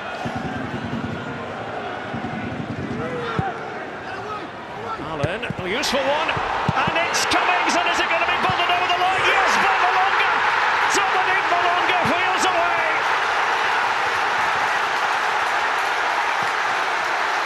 An explosion of green and white! Hibs in front in the derby. Oh, the stadium erupts. It's a driven ball in by Scott Allen. It's Messi, it's Bagatelle, it's bouncing everywhere. Great clearance off the line. Falls to the left peg of Malonga, and it's dispatched highly up into the net. Oh, it's everywhere. And it crashes it high up into the net. What a wonderful time to score. Alan Stubbs waited and watched, and then punched the air with delight. Hearts chasing this game, and we haven't said that too often in recent Edinburgh derbies. What an eruption here at Easter Road. Place is jumping.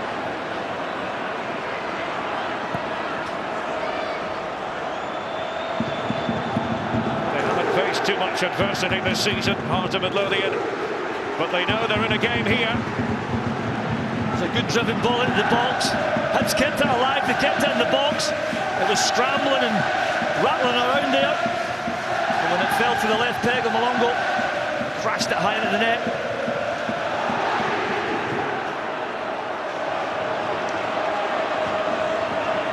Here's Gray, Malonga. Half-time whistle beckoning.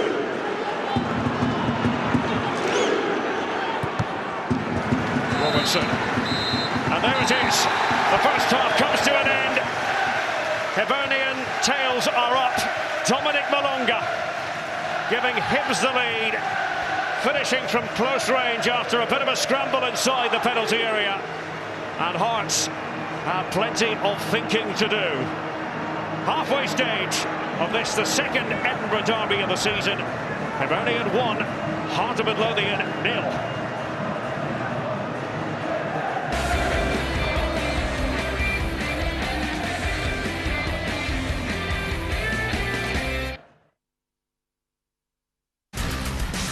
Scottish football on BT Sport, sponsored by William Hill. This game guarantees goals, so what can possibly go wrong?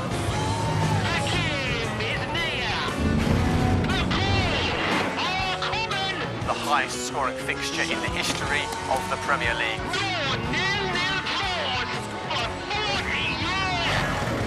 Here comes Balotelli.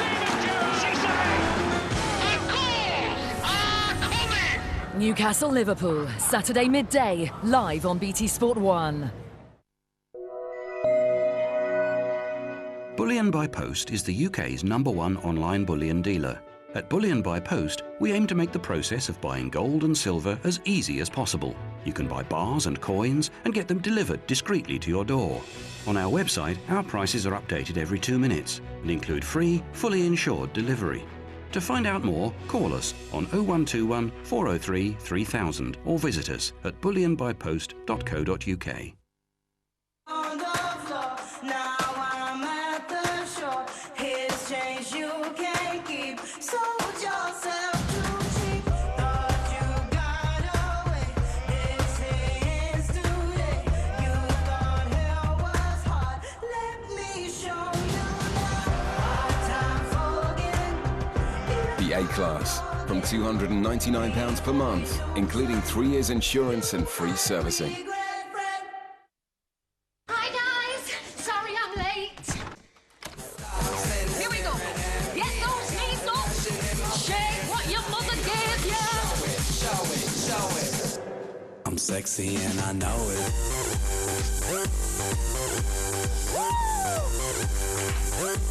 I'm sexy and I know it. Get those legs up. Check it out. Wiggle, wiggle, wiggle, wiggle, wiggle, yeah. Wiggle, wiggle, wiggle, wiggle, wiggle, yeah. Wiggle, wiggle, wiggle. What are your specials? What are you after? Oh. We got burgers, cheeseburgers, pies, fries, and odds. Odds? Yeah, we got first to score, half-time score draw, 5-4, and a tasty offer to be sure.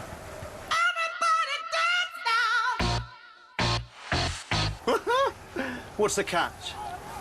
Haddock. Download the Coral app and check out our in-play specials. But please bet responsibly. Here, in Alsace, things are a little bit different. The hop farmers are treated like the footballers of Britain. They are idolized and adored. And why not? They are living legends. They are the men that grow the noble hops, that make Cronenbourg a taste supreme. Excusez-moi. Yes. Are you a farmer? Of course, oui. Imagine transforming your existing staircase in as little as 48 hours, with no mess, no fuss, and best of all, no building work. Neville Johnson will replace almost every element of your staircase, making it the feature you've always dreamed of.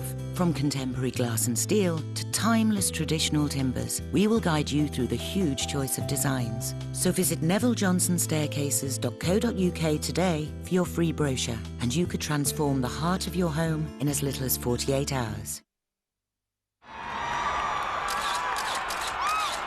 I'm a man.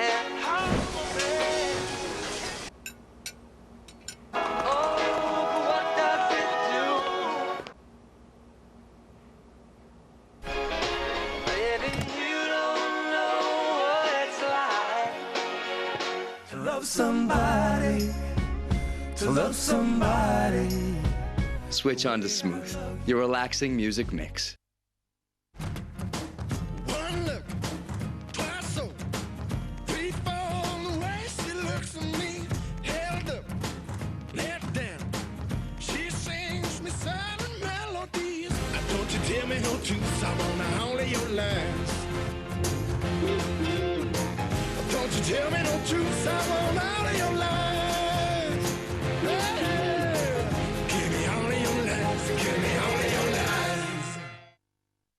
We are not a bank.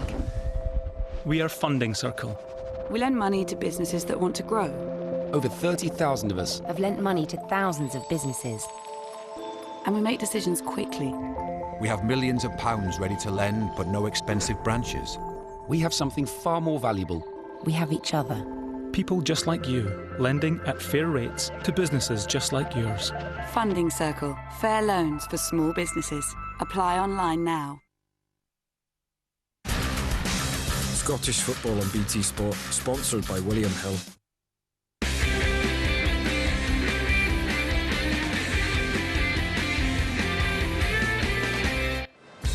That is one happy young man. Hibs leading Hearts at the break, 1-0. Lots of European football to come today on BT Sport. BT Sport 1, Wolfsburg against Mainz from the Bundesliga, 2:30 p.m. That's right after us. Followed by Borussia Mönchengladbach against Bayern Munich. Toppling everyone it seems right now, that's 4:30, and then from 6:30 p.m. on the European Football Show, AC Milan against Fiorentina, and Ballon d'Or and Champions League winner Andrei Shevchenko will join James Richardson and all the team from 6:30 p.m. for that one. Gordon Strachan and Michael Stewart are with me. It was a great end to the half for Hibs, wasn't it? Pressure told, and well, it was a goal that was kind of coming, Gordon. Yeah, it was, but it came from a set play. Matter of fact, the game, considering the conditions, is really windy, and the expectation on both sides to win has been some lovely passing movements, but big in football all over the world, no matter where you're playing, is set plays, and what you have to have in set plays is somebody who can deliver a ball and somebody who says that ball is mine, and that was the only difference there. Everybody else, there you go, he's coming, I'm going to get that. They fill the area, good touch there with the goalkeeper. But considering all the good football, it comes from this, and that these set plays decide games. It's like Gordon's saying there, you know, you've got to have guys that want to win the ball, and Fontaine there makes a run away from at the back post and really attacks it and wants to win it. And then it's a bit of ping pong around in the 6-yard box, and it's a good finish, Malonga, and it's nothing less than Hibs deserved. Dominique Malonga has done well since he joined Hibs, and he had a chance before that too. And a bit of confusion here in the Hearts defence. You mentioned the wind. It almost looked like the ball held up here, Danny Wilson. You're hoping that the game's not going to finish on a winning goal like this, where the ball's held up at that corner. And you know, that was just a bit of confusion. And it happened here at this end as well later on in the game when Hearts got in, and the wind just held it up there.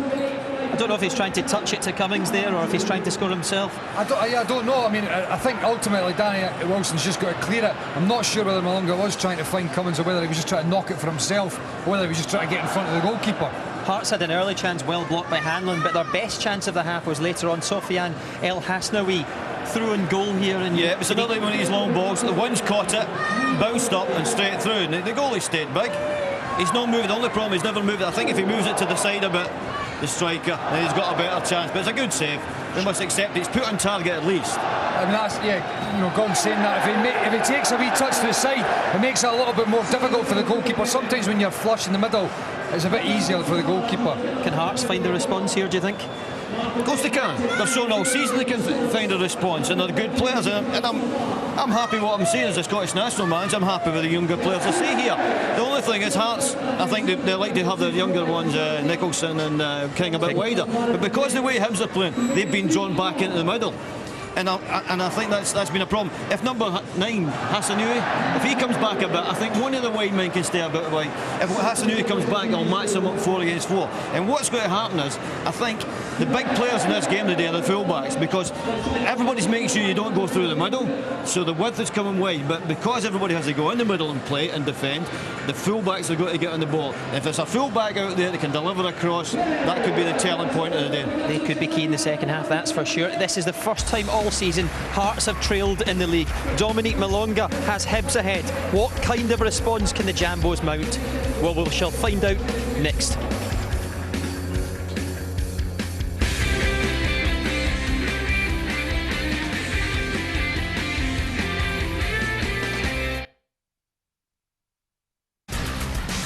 Scottish football on BT Sport, sponsored by William Hill. Don't miss out on your perfect room for just £49 per month. It's like selling gold for the price of silver. On wood. On the floor, now I'm at the shore. His change you can't keep. Sold yourself too cheap. Thought you got away. This is today.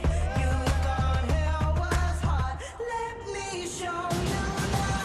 Hard time forgetting. The A-Class, from £299 per month, including 3 years insurance and free servicing. Keeping 1 billion customers a year flying means keeping 2 billion transactions flowing. And when the bad weather hits, it's data mayhem. But airlines running HP end-to-end solutions are always calm during a storm. So if your business deals with the unexpected, HP's big data and cloud solutions make sure you always know what's coming and are ready for it. Make it matter. This family is adding an extra layer to their home for more warmth. This couple is adding an extra layer because they want a quieter life. These people have added an extra layer to feel a bit safer.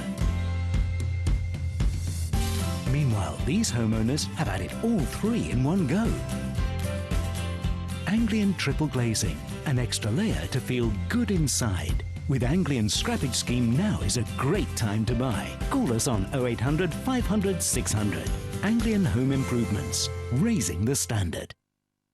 1, 2, 3. 1, 2, 3. All right. Got to know how to hold it. Like on him rolling. Mashed potato. Come on, y'all, let's say it one more time. If you love a bit of fun, you'll love a bit of Betfred. We have a choice of 7 18-hole courses with stunning vistas of Dartmoor and the surrounding Devon countryside at the Manor House and Ashbury Hotels. Fantastic facilities include spa, swimming pool, snooker hall, archery range and sports hall. These, along with the golf, are inclusive for all residents throughout the year. For your free brochure and more on our seasonal deals, call 0800 135 7320 or visit ashburygolfresort.com. At hungryhouse.co.uk, you can order from over 9,000 restaurants online. Get a delicious local takeaway in just a few taps. It's that easy.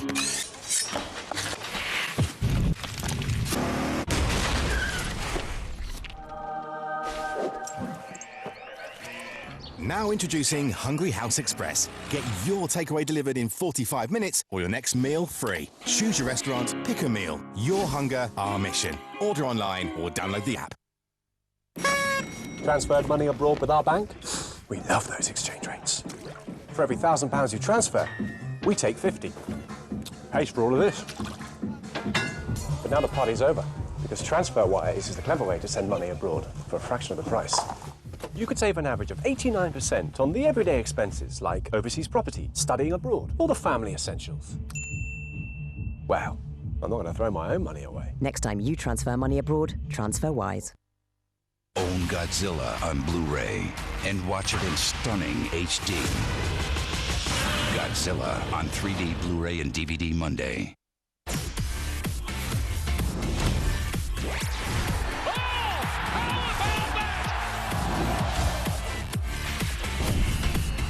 Un gol fantastico!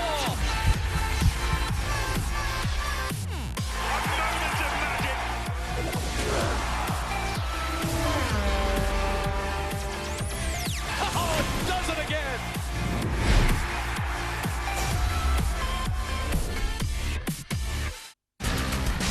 Scottish football on BT Sport, sponsored by William Hill.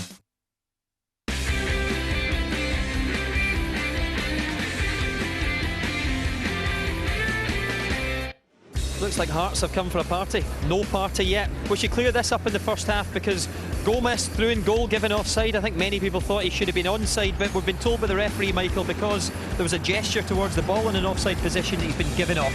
Right or wrong? I don't think there was a gesture at the ball, but they're very difficult to call. You know, he was there. So was in an offside position. He was maybe interfering with the defender being able to get to the ball. So it's a tough one to call. You know, toss of a coin, really, one of those ones, whether they get it right or wrong. I'm just looking behind you there. The Hearts are out ready to go. They're waiting for Hibs, and yeah, maybe they've been sent out early. It's one of these team talks. Right? I'm not happy. I don't know if I'm right, but I've done it myself. Get out there and get ready. Get yourself warmed up and make sure that that team can see you waiting for them coming out. They're not going to get out there before you. You get out there, and when they come out, have a look at them and say, we're ready for you. It does feel a bit like that, doesn't it, now, when you look behind you? Yeah, well, it does. I mean, we saw them coming out early and we thought, that's quick. And that's obviously what is sending out the right message that they're up for the second half. OK, thank you, gentlemen. Here come Hibs. So back over to Gary McAllister and Derek Ray. Far too many tame Hibernian performances in recent derbies, but they are well up for this one and deservedly lead by a goal to nil. Dominic Malonga finishing from close range, sure-footed when he needed to be. Malonga's 5th goal as a Hibs player. And Hearts have a lot on their plate this Sunday lunchtime. You're wondering, by the way, the last time Hearts came back from a half-time deficit to win an Edinburgh derby. A while ago now, November 2002, it was here at Easter Road. They prevailed by 2-1 with Phil Stamp scoring near the end. He, of course, got himself sent off for the excessive nature of the celebration. Scott Allen on the front foot. Away by Prince Blabin for Hearts. Here's David Gray. Malonga. Gray. Circulating the ball. McGeoch.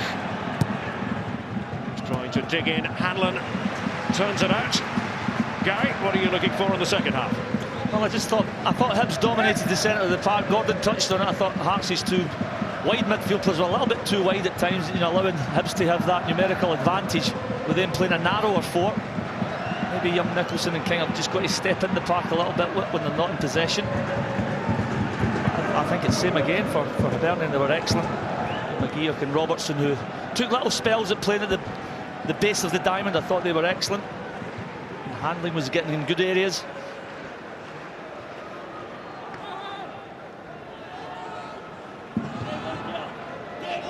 Adam Eckersley tasked with taking the throw for Hearts. Morgado Gomes. So, charging it all the way towards Paul Hanlon. Continues. Malonga. Here's McGeoch. Gray. Measured ball, and Cummings is trying to reach it. Allen now for Hibs. Malonga with a glancing header.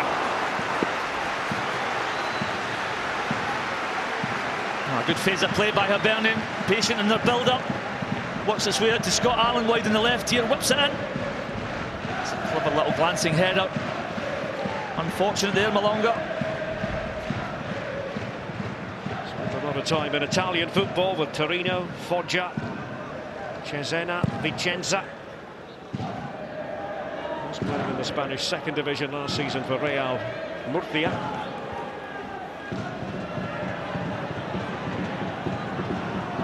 Wabin. Getting it out of play in the end. Had to. Malonga.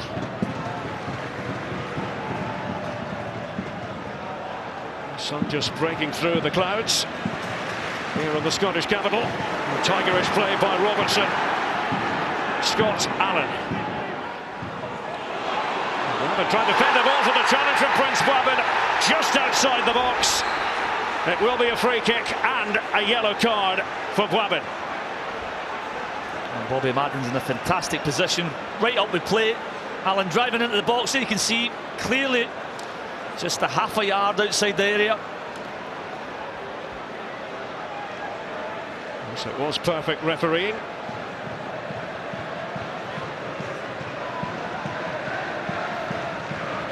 Can Hibs make hay again? Scored just before half-time through Malonga.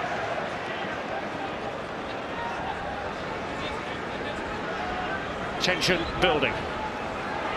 Malonga crashing the goal in with his left peg, going with his right. Dominic Malonga against the wall. Here's Scott Allen. Oh, his radar more than a little wonky.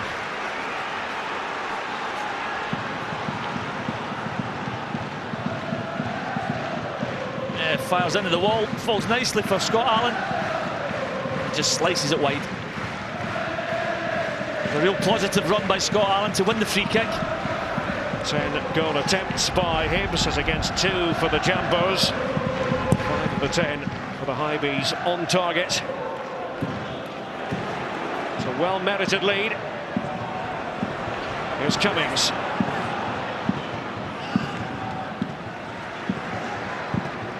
Bright and very breezy at Easter Road. Malonga trying to control the ball with his head.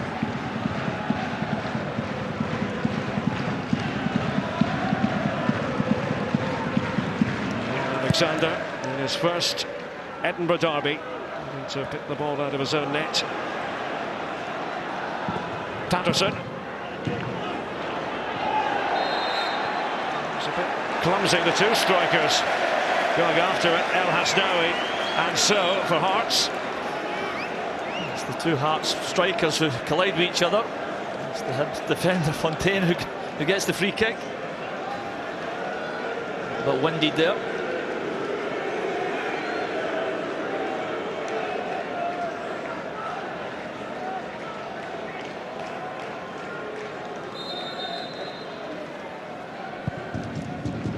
Goxley then for Hibernian towards David Gray.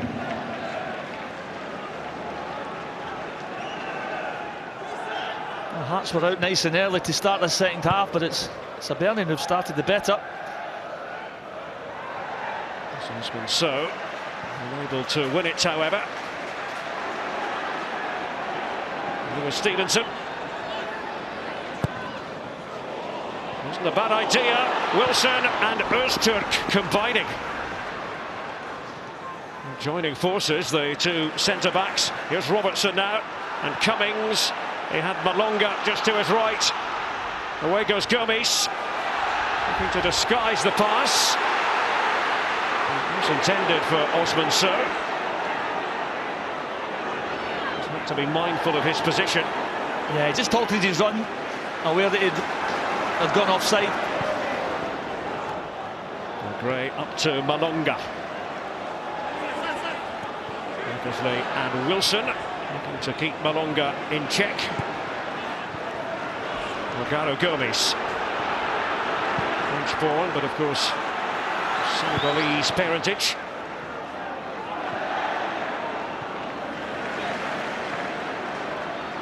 It's getting harder and harder to tell a player's nationality nowadays. Born in one country, father from a different country, mother from a third country. Well, you can play with one country and switch to another as well. Nicholson.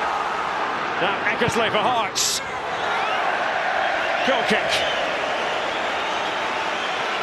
Well, Patterson was arriving on the scene. Yeah, they want the ball from right to left. Eckersley in acres of space. It's a bit of a cross shot. Just goes beyond Patterson, who's coming in on the right side.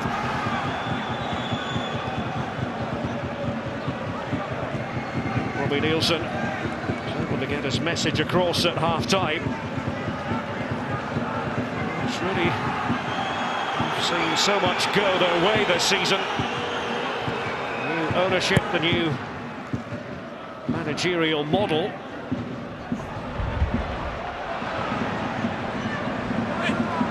Cummings trying to discomfit Wilson. He's giving it to McGeoch.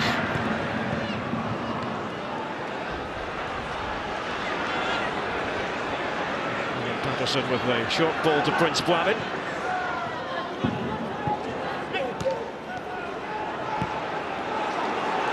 It's very versatile, Patterson.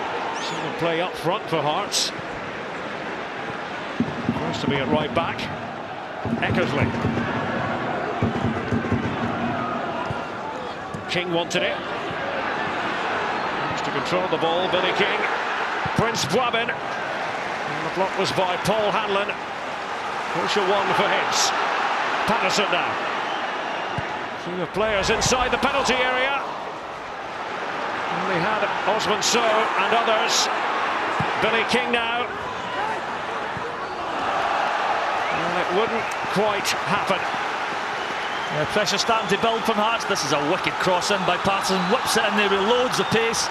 Keeper does enough just to stop Sow. That's the sort of quality strikers thrive on. And Jamie Walker getting his instructions from Robbie Nielsen. 21-year-old local boy.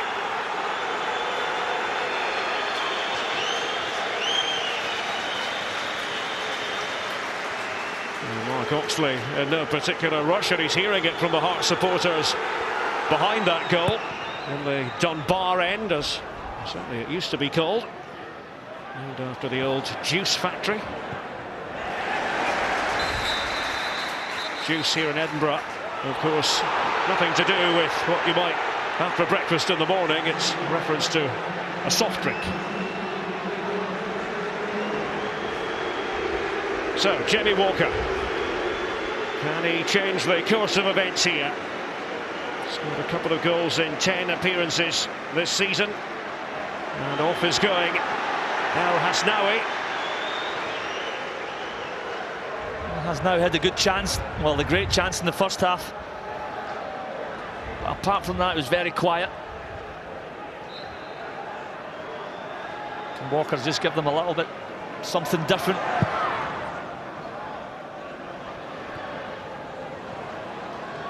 Sam Nicholson, natural runner at opponents. Here's Blabin. Fontaine had stepped forward. Gomes now. Almost immediate activity for Walker. It's a low ball, and oh, it was so near. Well, Patterson tried to bundle it over the line. Oxley really had to contemplate it. Well, there's nothing better than getting involved early on. This is his first touch. He whips into that near post. Oxley gets a bit of it. And it's cleared for the corner.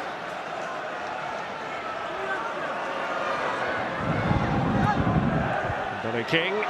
And there is Oxley. Well, it was a weak corner in the end. Of course, the wind does make it very unpredictable for whoever is taking the free kicks and corners. No, that was a poor delivery. Just floated into the arms of Oxley. 11 minutes into the second half. Malonga. Oh, Cummings was waiting on the doorstep. It's Allen. Blocked by Patterson. Stevenson. Allen. Just told To judge the bounce of it, Scott Allen. Now David Gray. Offside flag is up.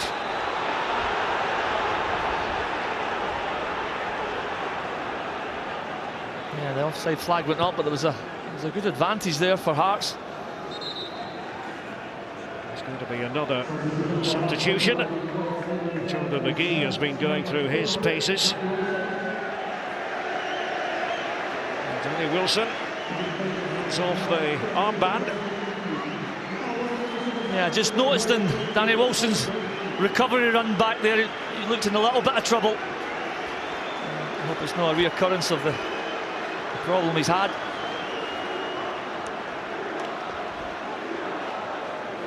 So Jordan McGee gets the nod. Danny Wilson did have his problems earlier. One ball that was fed through that he misjudged. So McGee, the 18-year-old, is on. Started the 3 matches prior to this one. Here's Blabbin. Taking off, Prince Blabbin! All his own work. That's clever play by Blabbin. Just driving into the Hibernian box, just tries to stand it up to the back post. Just nobody arriving. Could he have whipped it across the 6-yard box? Just tries to dink it up. Maybe the wrong decision. It's Blabbin, born in Ghana, moved to the Netherlands at the age of 9. Came through the Ajax school. Academy, what's known as, appropriately, the toekomst, the future.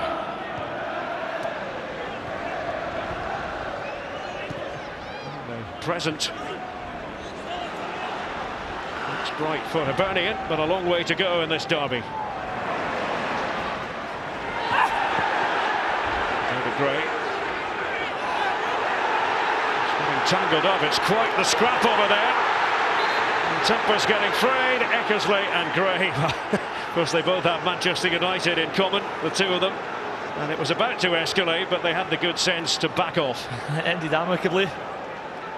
Fighting for the ball, that's what you expect in a derby. There you go, bit of wrestling. A wee bit of a right hook, but then that's a love-in. Danny Handling. Lewis Stevenson. Inching towards the hour mark. By Handling.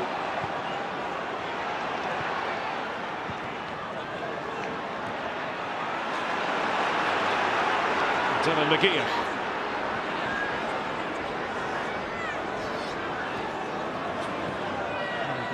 Circling there against Gomes.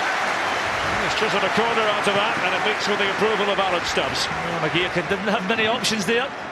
He was outnumbered, he battled away, one in the corner. News on Danny Wilson, by the way. It is indeed the hamstring. It's a sad one. Scott Allen's corner, it's Paul Hanlon's header. Not really close to the target in the end.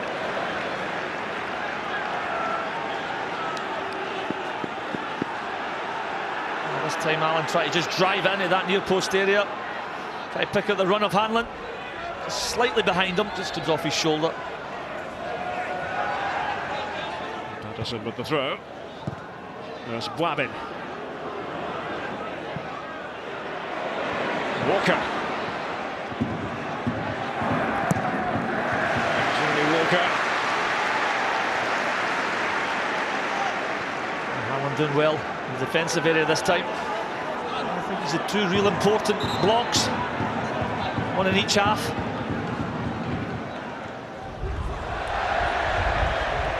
Full control by Osman Sow.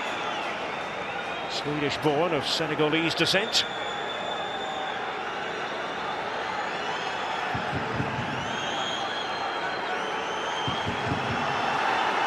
One goal of record in this derby. Malonga providing it. This is the finish, this is the goal. Cummings off the line, King off the line from a Cummings effort, falls to the left peg of Malonga. It's a good finish, high up into the net. Scott Allen. Set by Nicholson.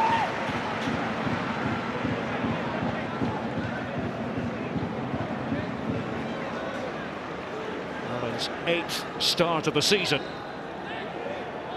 What a creativity in his makeup. Yeah, when BT were at Ibrox, I thought he was really impressive against Rangers. Nicholl is impressive today, getting loads of touches. McGee coming more and more into this game. Allen now with Bwabin backing off. Prince Bwabin's challenge. That's to be a goal kick.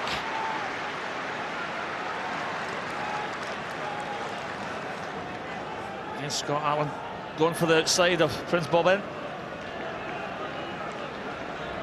A win for Hibs in this derby would suit this man. Andy McCoist in attendance, watching from the main stand here at Easter Road today. Just brings Hearts a little bit closer to his side. Don't forget, Rangers come to Edinburgh to face Hearts in November. That's a game you'll see on BT Sport. And by McGee. There's McGee for Hearts. Eckersley, King. Fell nicely for Hanlon. Longa. Words weren't really in his favour. There's Turk. He's got himself into a spot of bother. Scott Allen. Gomes, who has taken over the captaincy role from Danny Wilson. He's gone off. Stevenson. Too much on it for Malonga. Gray. His head's trying to hit from a different angle. Cummings. He's on essentially.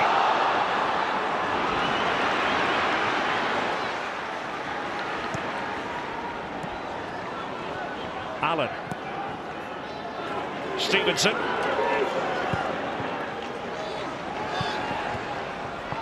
By Öztürk. Anderson succeeded in keeping the ball in play. And Stubbs looked on as Fontaine toppled over. Looked like a free kick. Fontaine just tries to dink this up the line. So just pushes him over. Everybody missed it.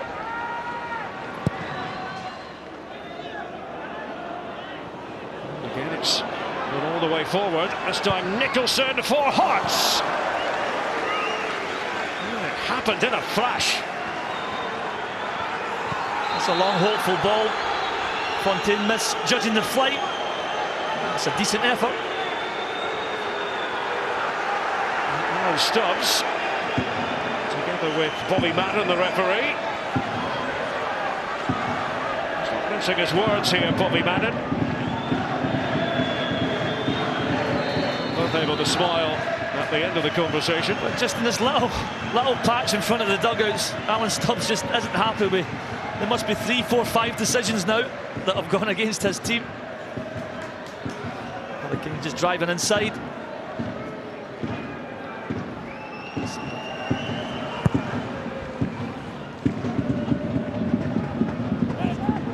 Hibs 1, Hearts 0. Dominic Malonga's goal, the difference. Malonga looking for a bit of sympathy and getting it, winning the free kick. Well, the Hibs got their bounce just before the interval.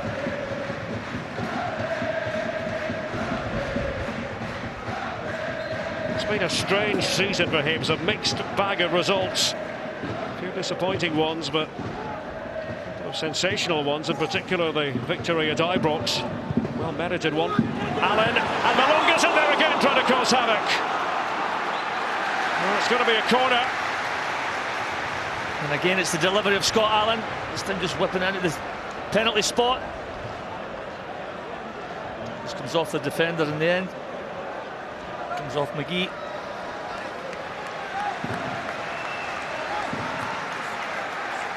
Jordan McGee got that touch on it. Longo was competing for the ball. Scott Allen. That's a decisive punch by Neil Alexander. Sam Nicholson, who fired in that shot just a couple of minutes ago. This one so. Progress being tracked by Scott Robertson. Very effective play by Robertson. Handling now for Hibs. McGeoch. Optimistic shout for handball as it came off the midriff of Eckersley. Again, we see the importance of Robertson and McGeoch. A lot of unselfish work by those two today.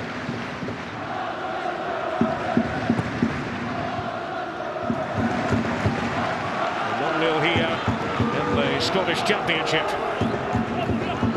Nick Malonga's goal. And it's Celtic 1, Kilmarnock 0 in the Premiership. John Guidetti's strike there. That kicked off at 1 o'clock, just 15 minutes after Weedon. Kilmarnock also down to 10 men there. Manu Pascali sent off. Anderson did well enough. Here's King, almost hitting the byline. Would have been spectacular from Patterson. It stays alive for Eckersley. Into the Hearts supporters behind the goal. The frustration continues for the Jambos. Somewhat wasted there. It's clever play by Billy King. Stinks it up. Patterson goes for the spectacular. So does Eckersley.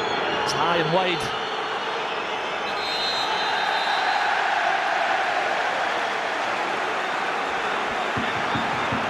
Yellow card for Oxley. More time wasting. Not his first offence, guy. Yeah, 1, 2, 3, maybe 4 times.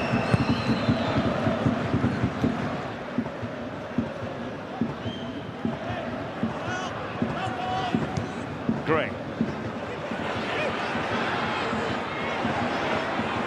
McGee to react for Hearts. There's Boivin. Gomes.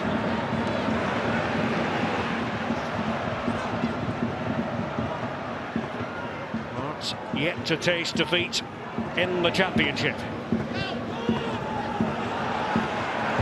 Prince Boivin. Can they get the shot in here where they tried to create through Patterson? Oh, it was missed completely by Billy King after good work from Jamie Walker. Eckersley. Oh, nobody wanted it. Complete miss kick there by King. Down has gone Scott Allen. That was Morgano Gomes. And the yellow card is produced. Well, Gomes might have collapsed in a heap. He's going to be the player to see yellow.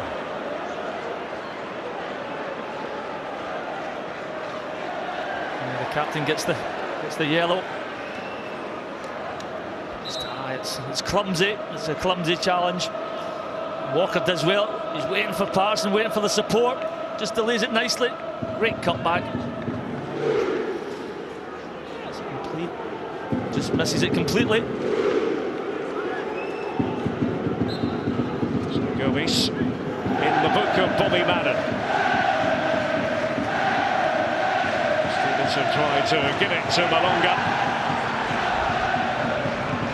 A noisy Sunday here at Easter Road, and most of the noise being generated by the Hibs fans. They have been out-shouted by their Hearts counterparts in many a recent derby.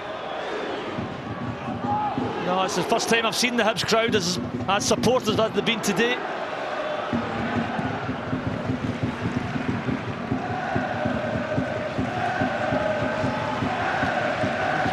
3,800 Hearts fans and an official crowd of 14,562. It's a great crowd for the Championship. Hearts allocation, by the way, sold out in just a few days. Seem to be had there. Captain like sardines. It's McGee and it's Alexander. It was neatly done. Good skills by the keeper.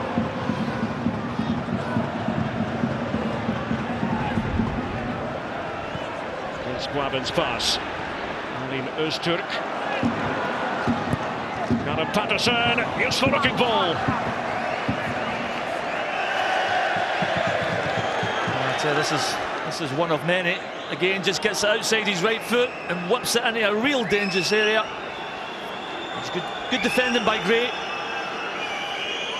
Bobby Nielsen had something to say to Callum Patterson. Words of advice. And just keep doing it. I'd imagine that's what he's saying. The great ball's in.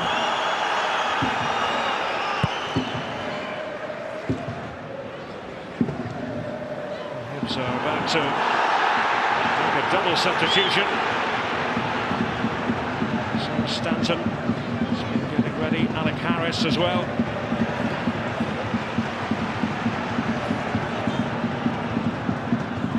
Eckersley.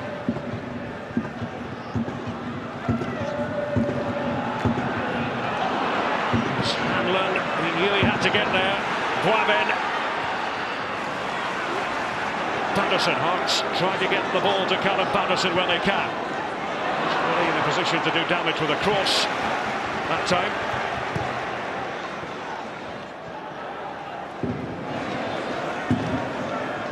Scott Allen and Danny Handling will be the two players to depart. Alec Harris and Sam Stanton at the ready.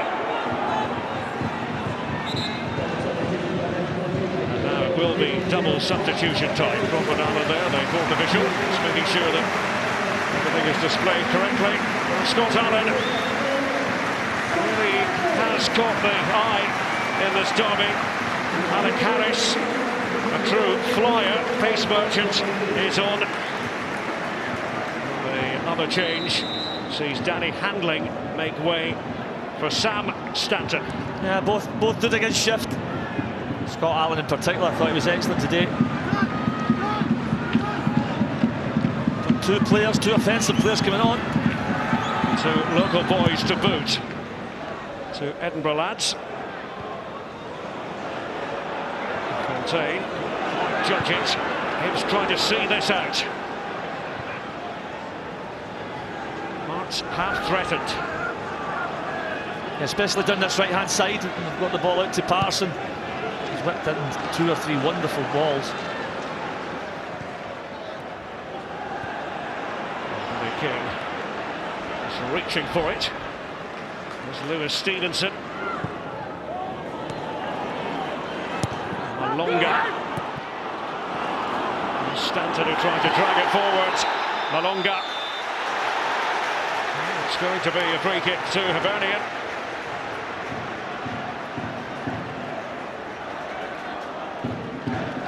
Just a little bit blatant there. Patterson with his shove on Malonga.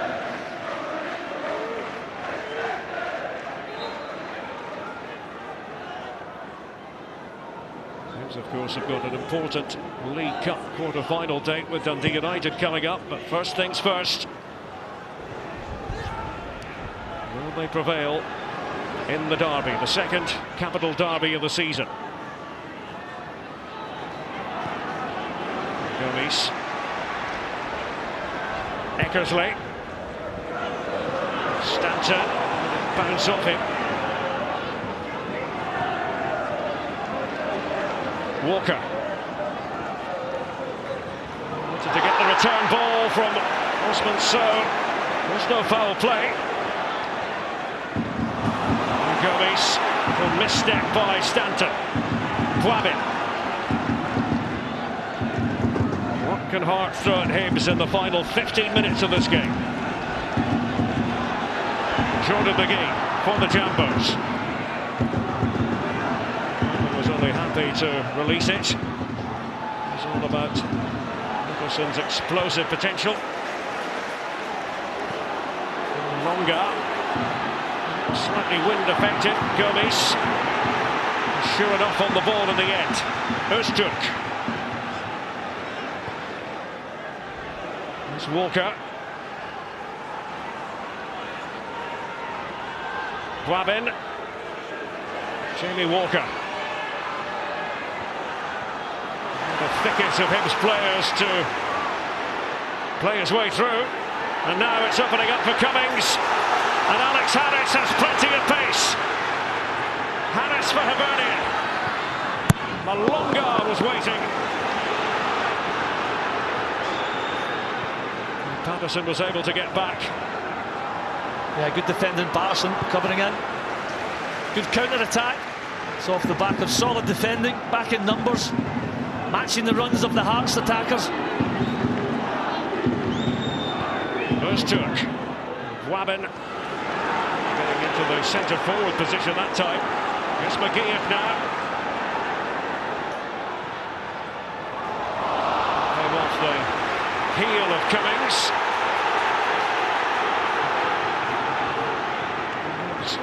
Soaking up the pressure, trying to hit on the break and finish this. And it's Hart's turn now. Osman Sow. Sam Nicholson. The concession of a throw-in by Lewis Stevenson.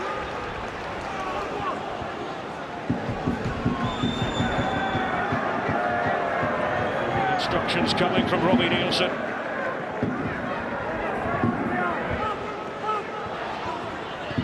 Walker. Great nephew of the legendary Tommy Walker, former Hearts player and manager. Now, Bobby Madden's got a bit of sorting out to do here. What a card. Stevenson has kicked it away. Not like Stevenson to react.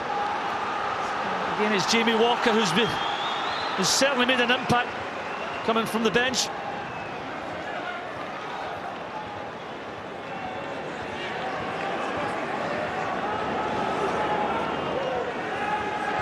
What can Hearts conjure? Adam Eckersley keeping Kevin McCarthy out of the inside. Nervous behind that goal as Eckersley takes it, and it's very ordinary. Insufficient guile from Eckersley, you've got to say. Now Walker, that's much better from the Hearts' point of view. But he's unable to pick out a teammate, and Patterson with the challenge from the back. He sees red. Colin Patterson is off. It was a risky challenge. Patterson knew it, and Bobby Madden did not hesitate. And he gives the referee no choice here. It's off the back free kick, you know, and it's a stud right down the calf. That's not acceptable. Frustration creeps in there. He just drags it down the calf of Malonga. Colin Patterson, from hero when last Hearts were at Easter Road, to villain today in Leith. Bobby Madden is a cracking game, but he had no option there. He was right on it again.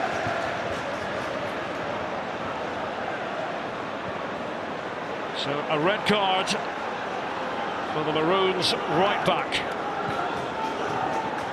Hibs with a numerical advantage.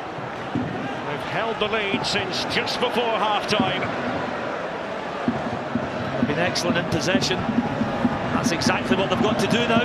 Just keep that ball. Cummings leading the line. Here's Robertson. Acres of space for Stevenson. Stevenson prodding it to Sam Stanton. And Cummings with a header. Hasn't taken them long to use the extra man. They watch Stanton into this left side here. He dinks it up. Cummings just can't keep it down on target.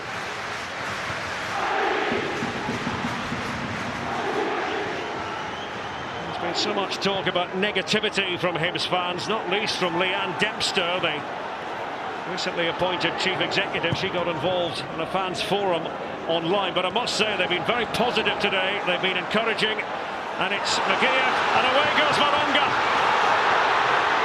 Offside though. Looked as though he had the freedom of Easter Road, Dominic Malonga. Just straying, Gary. Yeah, Hearts is starting to take chances here. Squeezing right up to the halfway line. Malonga just went a little bit too early. It's inches. Billy King.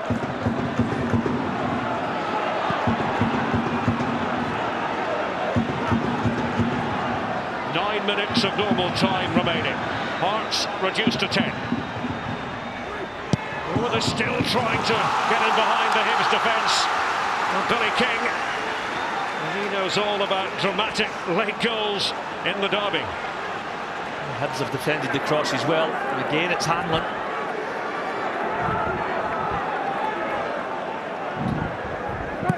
It's King's corner.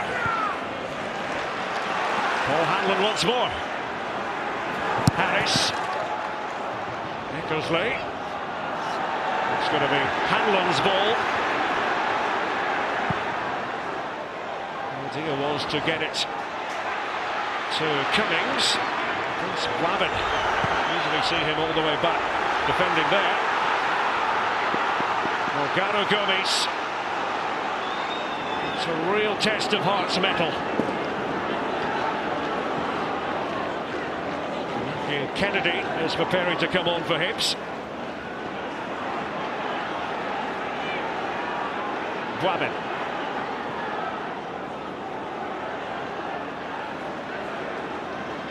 Now Walker. Nicholsley gives it to Blabbin. Nicholson to manoeuvre his way into a decent position. Blabbin, and it's Osmondson wide of the mark. A little phase of play where it looks as if Hearts had the spare man. It's rather wasted the effort by Sol.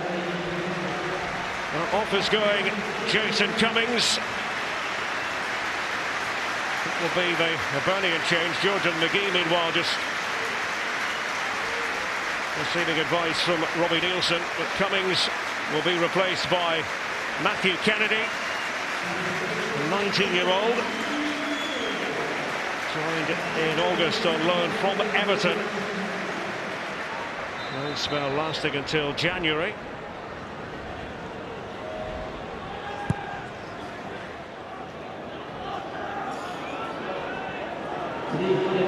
Stevenson. 11 against 10 if you just joined us. Alan Patterson ordered off for Hearts.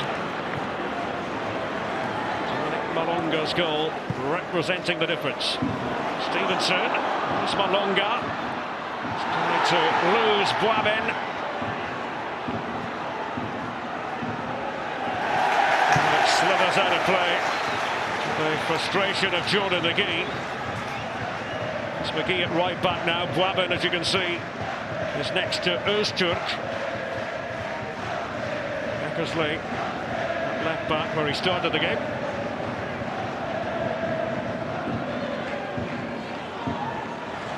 McGee.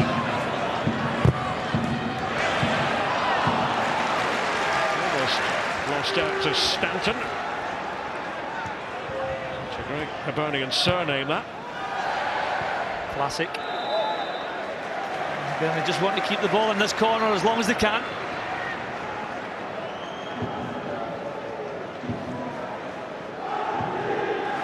You'd had a dink at the table, as they say here in Edinburgh, before a ball was kicked. You noticed that Hibs were, I think, 14 points behind Hearts. The priority was to close that gap. They've been participants today, these Hibs supporters. Oh, they've been really impressive. There's been a call for the fans to get behind their team. They've shown it in abundance today. Plenty to shout about. Loads of positives. Harris using McGee. To get that one to curl. Oh, and it wasn't all that far away. Fontaine attacking the ball. Corner. Here's ball up to the back post. Fontaine just gets the better of.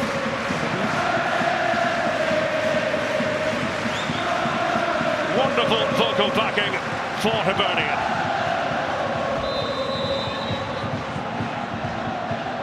The Derby victory in sight. Harris with it. Oh, it's required a little touch.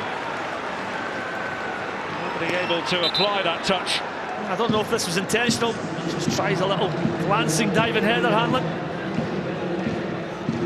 Hearts turn to go to the bench. Will be Robbie Buchanan to come on. It's all for Billy King. Buchanan, the 18-year-old. It's academy product. It's only his second appearance for the club. Billy King had that miss at. Fresh air shot, that wonderful chance.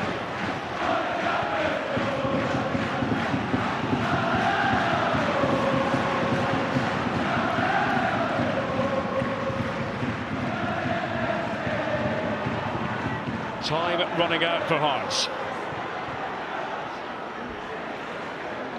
Buchanan to force a mistake from Gray.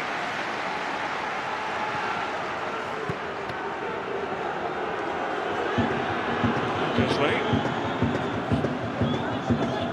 Initially have anyone to throw the ball to. Jamie Walker. Morgado Gomes. Showing too much of it to Robertson. Buchanan's pass. And Eckersley. A deflection there. And a corner to the Jambos. I think young Alec Harris just nearly gets caught on the blind side here, but cleverly stands up.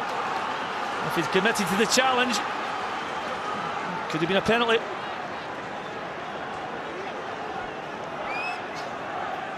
The 10 men of Hearts.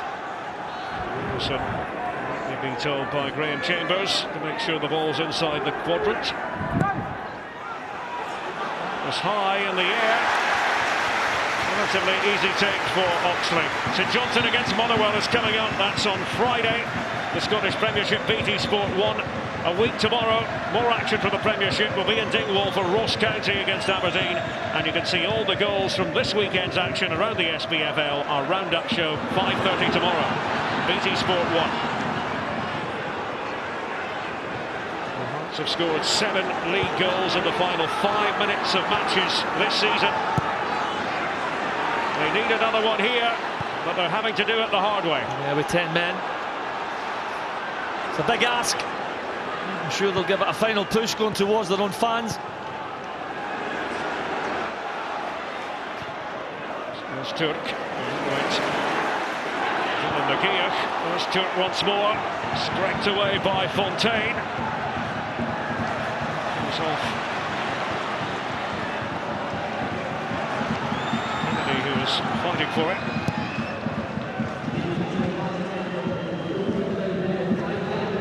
Final minute of normal time.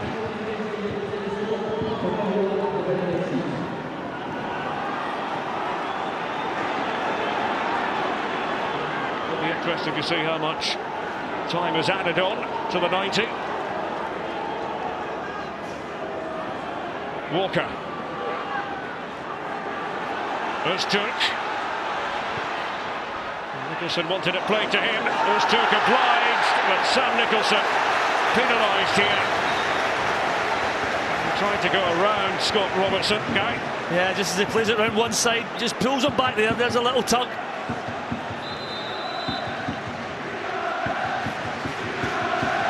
Indications are 4 added minutes. We'll find out officially any second now. Is it going to be 4? Is it going to be 5? But Allen, leave a man to provide the answer. There it is, 4 minutes. Confirmed now, minimum of 4 added minutes. Nail-biting time. Well, they've thoroughly enjoyed themselves. You can't believe it. They have been enjoying themselves till they heard that it was 4 more minutes. Nearly there, lads.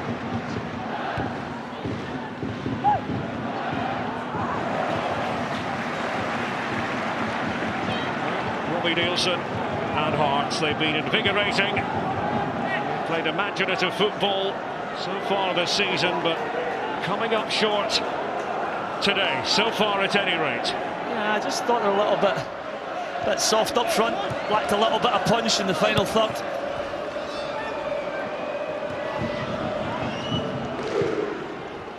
Swept forward by Fontaine, towards Maronga. I was hoping the spin of the ball might allow him to have a crack at goal. Still hope for Hearts. Dwabin. Kennedy doing the pursuing. There's Turk. Oh, it was ambitious from there, but what a sizzling goal! It's out of this world from Alim Öztürk. Expect the unexpected in an Edinburgh derby. Öztürk, living proof of that fact. Oh, that end of the ground just explodes. I was just saying to myself, what on earth are you thinking? Wow, wow, what a strike. Just one step out of his feet there, and what a strike. The depth, the pace, everything about this is just top drawer. So it's got to be 40 yards. The depth. Oh, no, he's got no chance. I'm just thinking, don't do it. Oh, go on then. What a strike. What a wonderful, wonderful goal. In added time. They cannot believe it. Well, a moment to take your breath away. Irrespective of who you support. Alim Öztürk from miles out. His first goal for Hearts. What he won't soon forget, Gary. That's what makes these derbies so amazing. You just never know, you can never predict. And when he picked the ball up, Derek, there was no danger. He was 45 yards away from goal. He took it on 3 or 4, and it's moving all over the place. Depth, pace, you can see what it means. 16th different player to find the net for Hearts this season.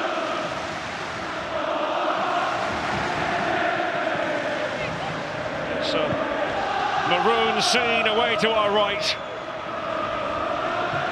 Remember, there are only 10 men as well. It's the centre half striding forward. And they've done it again in the last 5 minutes of matches. 8 goals this season now for the jaunty Jambos. But Alan Stubbs is going to have to pick up his team after this, because victory was in sight. Then there was Alim Öztürk. Will we see a better goal in any league in this country? I don't know. That is just an amazing strike.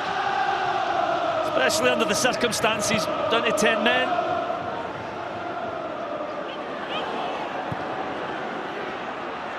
Well, it looked as though Hibernian were going to be the first team to truly hold Hearts' feet to the fire in the championship.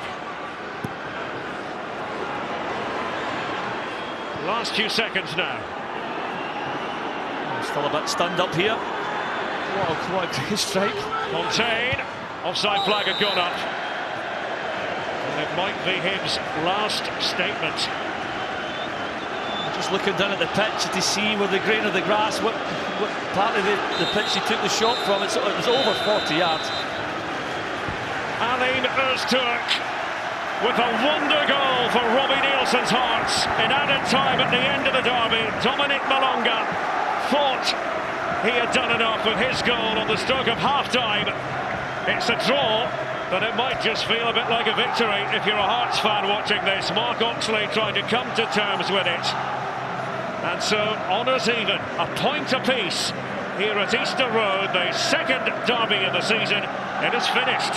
Hibernian 1, Heart of Midlothian 1. Derek, Gary, many thanks indeed. We said brace yourself for some drama. I'm not sure anyone saw that coming. An unbelievable end to the match. What a finish for Robbie Nielsen. They are still undefeated in the league, and they really couldn't have done it in any more dramatic fashion. Let me tell you what we've got coming next. BT Sport in Scotland from the Premiership this coming Friday night. St Johnstone against Motherwell. Well, really need a victory in that. That's 7:30 p.m. BT Sport 1.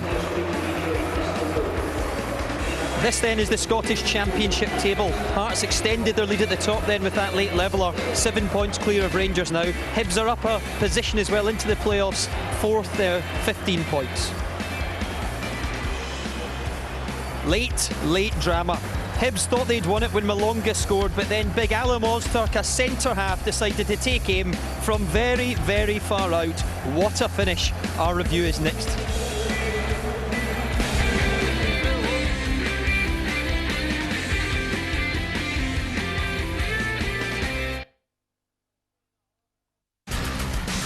Scottish football on BT Sport, sponsored by William Hill. This game guarantees goals, so what can possibly go wrong?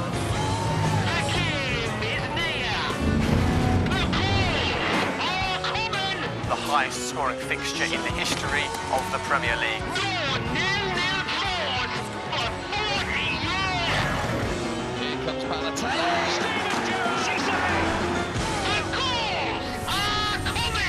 Newcastle Liverpool, Saturday midday, live on BT Sport 1. Your daughter's generation will be the last to survive on Earth. Get out there and save them. Here we go. 3. All right, you make it? Yes, you are. 2. You have no idea when you're coming back. 1. I love you forever, and I'm coming back. Interstellar. Book tickets now. The Trainline.com app can help you find which platform your train leaves from, but can't help you find the perfect beach. Brilliant for train stuff, rubbish for anything else. Dear Hard Work, you drag us out of bed every morning and keep us awake at night. Every day you pose new challenges, but we rise to all of them.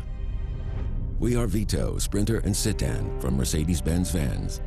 Now with 0% APR representative on selected Vito models, plus a free option pack, including air conditioning and metallic paint.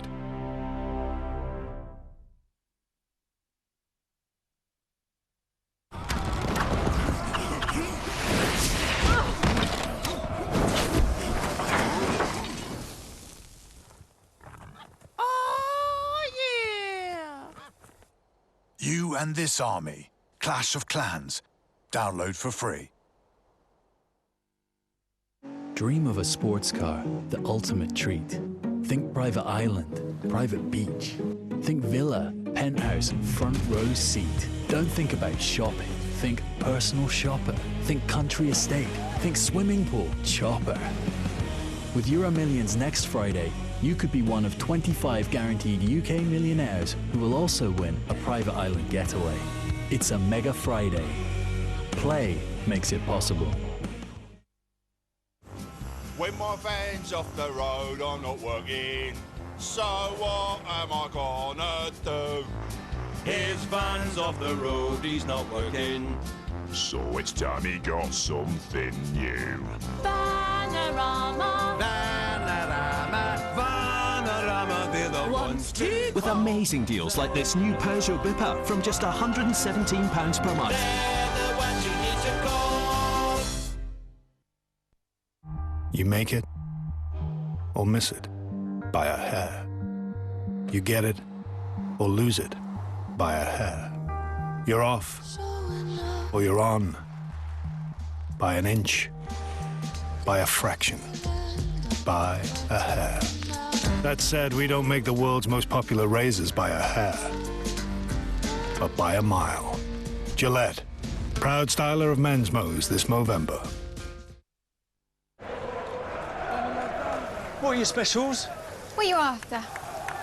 Oh. We got burgers, cheeseburgers, pies, fries, and odds. Odds? Yeah, we got first to score, half-time score, score draw, 5-4, and a tasty offer to be sure.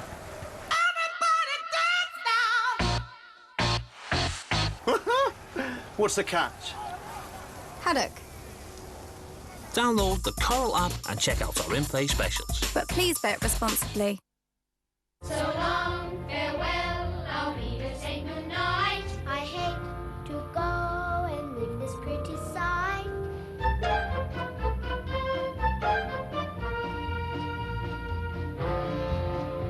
So long, farewell, I'll be to say adieu. There are some goodbyes that feel good, so we're saying a few of our own.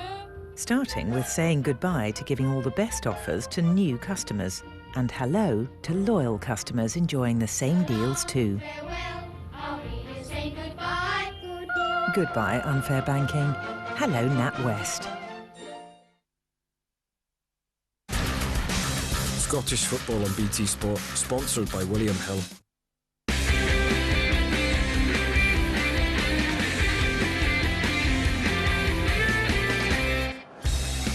He's a hero in Gorgie tonight. It was frantic, it was remarkable, it was a superb Edinburgh derby and it's finished all square. But for Hibs though, it must feel a bit like a defeat after taking the lead. There was a late sickener for them when that man Ozturk did this. Let's hear from the man of the match though, Dylan McGeoch, and goal scorer Malonga, who are with Mark Guidi. Dylan, how does that feel to lose a goal in injury time? Yeah, it's disappointing. Obviously, I thought we controlled most of the game. We had a few chances we could have took, but the centre half stepping up and hitting a strike like that, you're not expecting it at the last minute. So it's disappointed, but I thought we done really well, so we can keep our heads up and go on to the next game. Does it feel more like a defeat? Well, yeah, obviously. It's stoppage time when he scores, so their fans are going away delighted, and we're kind of deflated a bit, but we need to keep our heads up. I said we played well and thought we controlled most of the game, so we just need to keep going. Dominic, you scored a goal. Did you think it was going to be the winning goal? Yeah, of course, but he just won. We was a game, and I think we play very well. We have a great fan, and I'm very disappointed because we have again in our hand, and is for me devastated draw. But we play well, and now we look forward. Is it all about bouncing back now, Dylan? Yeah, of course. As I said, we've done really well. Didn't hit a strike like that in the 92nd minute, so we can keep our heads up, move on to the next game. And I think we've been on a wee run now. We've only been beaten a few games, so keep our heads up and move on to the next game. Dylan, you're the BT Sport Man of the match. Dominic, can you present him, please? Thanks. Cheers. Not sure he wanted to hand that over. Michael Stewart, Gordon Strachan and Stephen Craigan are with me. It was unbelievable at the end, really, wasn't it? It was a terrific game. I thought Hibs had the better the first half. Second half, what I seen was, especially the start of the second half, was the Hearts fullbacks getting bombing on. They moved up 10 yards further forward for the first half. Hearts midfield players moved up quicker, got to the fullbacks, good crosses, and but then you think Hibs have got to hang on here. But I've got to say, Hearts were incredibly brave. The Gomez goes back there and plays, still taking off the goalie. Hibs at that point probably say to themselves, could we have pushed up on them? Did we sit back and too much? And Hearts, I thought Walker coming on was a big decision for the manager. Linked up better, took people on. But I thought it was a great game of football for both sides. Both managers can take a lot from it, but you can see why Hearts are top of the league. They've got a great determination about them, brave on the ball, fit, and you can see why Hibs are getting better as well. 8 goals in the last 5 minutes of league games for Hearts this season. They just do not give up. But Hibs, what a sickener it was towards the end. They must have thought they were going to win it when they were leading that late on. Malonga put them ahead in the first half. Yeah, well, I think that over the course of the the first half, that Hibs deserved it. They were the better team. They dominated the possession, as you heard Dylan McGee talking about there. And this one here, you see Fontaine, a run from deep round the back post, sort of batters around inside the box, and it's a good finish from Malonga as it drops them. But it was thoroughly deserved. Hibs deserved to go into half time, 1 up. And as Gordon said there, second half they started quite well, but Hearts just started to get themselves a bit more into the game. But at this point, you're thinking to yourself, it's deserved. The Hibs had a number of chances in the first half that you thought they could have been 1-0 up with. You can really see the progress, can't you, with Hibs the last few weeks? Listen, they're great to watch. I think Gordon touched on it a bit. McGeer good on the ball, Scott Robertson good on the ball, Scott Allen for me was terrific as well, always wanting the ball, taking it under pressure, driving forward, trying to link the play. Alan Stubbs is wanting to build through the 3 zones, but you have to have players in midfield who can take the ball, who can make things happen, and I thought time and time again the Hibs midfield dominated. Callum Patterson may feel a little relieved in that Hearts dressing room, because Hearts were playing very well when he was red carded, Gordon, so he'll have been happier than anyone to see that equaliser fly in. It was a definite red for you. It's just a bad decision, because one of these players has got to catch up with Malonga, because he's not the quickest. He's got to catch him. Eckersley's got to catch him, no problem. And he's made that challenge. That's just a decision you make, and normally that can cost you. But I'll tell you what, that's a bad tackle. But I'll tell you what, he's got to go in and say, well done, lads, because you've actually even got better without me at 10 men. Right. Because I could have put you in trouble. You bailed me out. You were brave on the ball. You were less emotional than I was. And they've come on and done a fantastic last 15 minutes, the Hearts guys, without him. That's one of those where it's a tactical foul. He's thinking that Malonga's going to break on his opposition, but there's plenty of bodies back there. He didn't need to do that. And it wasn't just a clip of the ankles or a tug of the shirt. It was a bad tackle. It's different if Ronaldo's breaking for there, but that's Malonga. He's not the quickest. He's got other attributes, but he's not the quickest. Eckersley's catching him. Totally. He didn't need to do it. Listen, it is dangerous. I mean, that could have been worse than just a kicking down the back of the calf. And I think Gordon tried a bit Malonga, because I thought all afternoon he threatened to do something. He threatened to burst into life. Callum Patterson should have realised, he's not having a great game. He's not the quickest as Gordon's. He's not going to get away from me. So even just a little clip of the heels, but very, very silly. Let's hear from the Hibs head coach now, Alan Stubbs. Back over to Mark. Alan, disappointed he didn't manage to see the game out? Well, I think when you look at the strike, I don't think he'll ever score a goal of that again. Disappointed because of the effort that we put in, and I thought we were by far the better team. I thought we deserved to win the game. But how can you be too down on yourself when we perform that well in the game? You know, first half I thought we were excellent. Second half, you know, I think it's probably an evenish game. But I think overall, I think, you know, there was so many positives to take from the game. You think Matt Oxley should have saved it? That's a bit harsh. You know, I think the ball's moving that quick. As I said, he'll never hit a better strike than that again. And if you look at the flight of the ball, it's all over the place and it dips last minute. You know, so it's disappointing to concede so late in the game. But I thought, you know, I was sitting on the side and I was proud of my players' performance. You know, I've got to say, it's sometimes it's easy to talk about the result and how negative, but for me today there was just so many positives. You did create a few really good chances too. You could have been further ahead. Yeah, we could have been, you know, and probably that's the one thing that we still need to work on. You know, we're getting there. We're not as bad as what some people make out. Thanks, Alan. All right, cheers, thank you. On that evidence, they're a lot better than that. Can you see the tide turning a little bit for them? Yeah, I think so. I think that, you know, there definitely has been a shift. There's been a progression there. You know, today Hibs, you know, they imposed their formation on the game, and Hearts were, you know, on the back foot a lot. And I don't think there's any doubt that Alan Stubbs is doing a good job here. The equaliser was just incredible, though. You're wondering, Gordon, when a centre half brings the ball out at this stage in the game, what he's going to do. We didn't think he would do this. Yeah, well, we were right behind this. When it hit, I thought, if that actually dips, we're in trouble here, because it took off. It really took off. As I said, the wind's bad out there, it's swirling, and I don't think you can blame the goalie for that. That's just sheer pace. And if you watch it, actually, it's a levelly thing. It's got to go over the bar, and then just at this point, right, we're dipping now. You know, it's just unfortunate. It's a wonderful goal for us to see. We've seen a great game of football here today, and we've also seen probably the goal of the season as well. You're a centre half, Stephen. You'll appreciate that. Listen, I'd have put that about 8 rows behind. There's no doubt behind about the goal. But I think the fact that Hearts had pushed and probed and they went wide with Walker, wide with Nicholson, and they hadn't really had any success. And he's probably thought to himself, do you know what? He's probably seen the clock and thought, I'm just going to hit it and hope. And I think even the Hearts fans probably, you know, went down a little bit, but suddenly it just dipped from nowhere. They probably didn't deserve it. You know, I thought Hibs were, you know, slightly better than them, but that's resilience. That's what it takes to win leagues and win titles and get promotions. You have to, you know, fight right to the end. It's another big result, though, because it's another point clear at the top. 7 points clear now for Hearts. Yeah, it is. I mean, listen, the guys have spoken about how, you know, Hearts are top of the table, and it does take that resilience, and, you know, it's being brave, continuing to try and play football in the right way. Even though they went down to 10 men, they didn't just pump the ball along and hope that something was going to happen.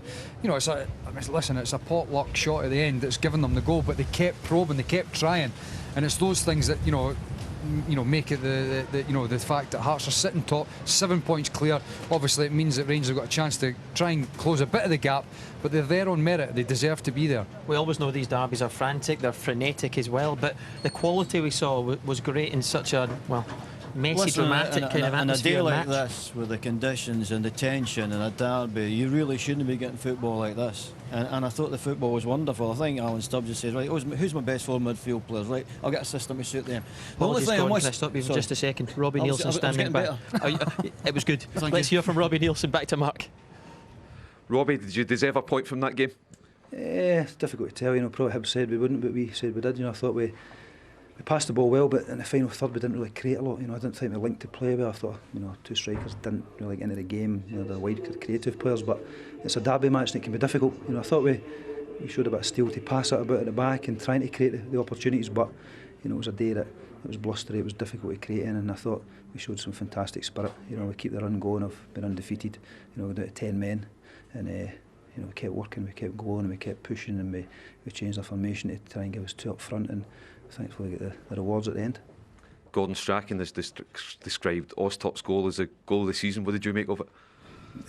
Fantastic. You know, to be fair to Alimi, he practices all the time. You know, he hits long range shots and free kicks, and you know, Hibs were sitting in at that time, and we needed somebody to hit a shot from distance to try and get him out, and he smashed it, and it's a fantastic goal. You know, it probably is. It'll definitely be a contender anyway, I think. Thanks, Robbie. Thanks, Mark. Sorry to interrupt. Thanks, me. Sorry. Would you like to sum it up in the last few seconds? Wonderful fun. I thought Hearts, I don't know about the boys that Hibs, but I actually thought Hearts, because the way they played in the last half hour, good change, bravery on the ball, probably deserved to get that draw. OK, gentlemen, thank you very much indeed. Let me tell you what's to come in the next few days.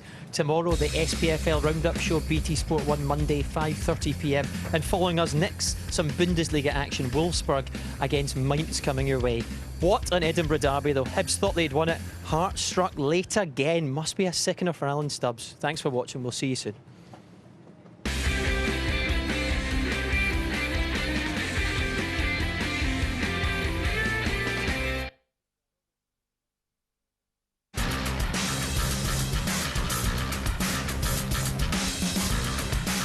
Scottish football on BT Sport, sponsored by William Hill.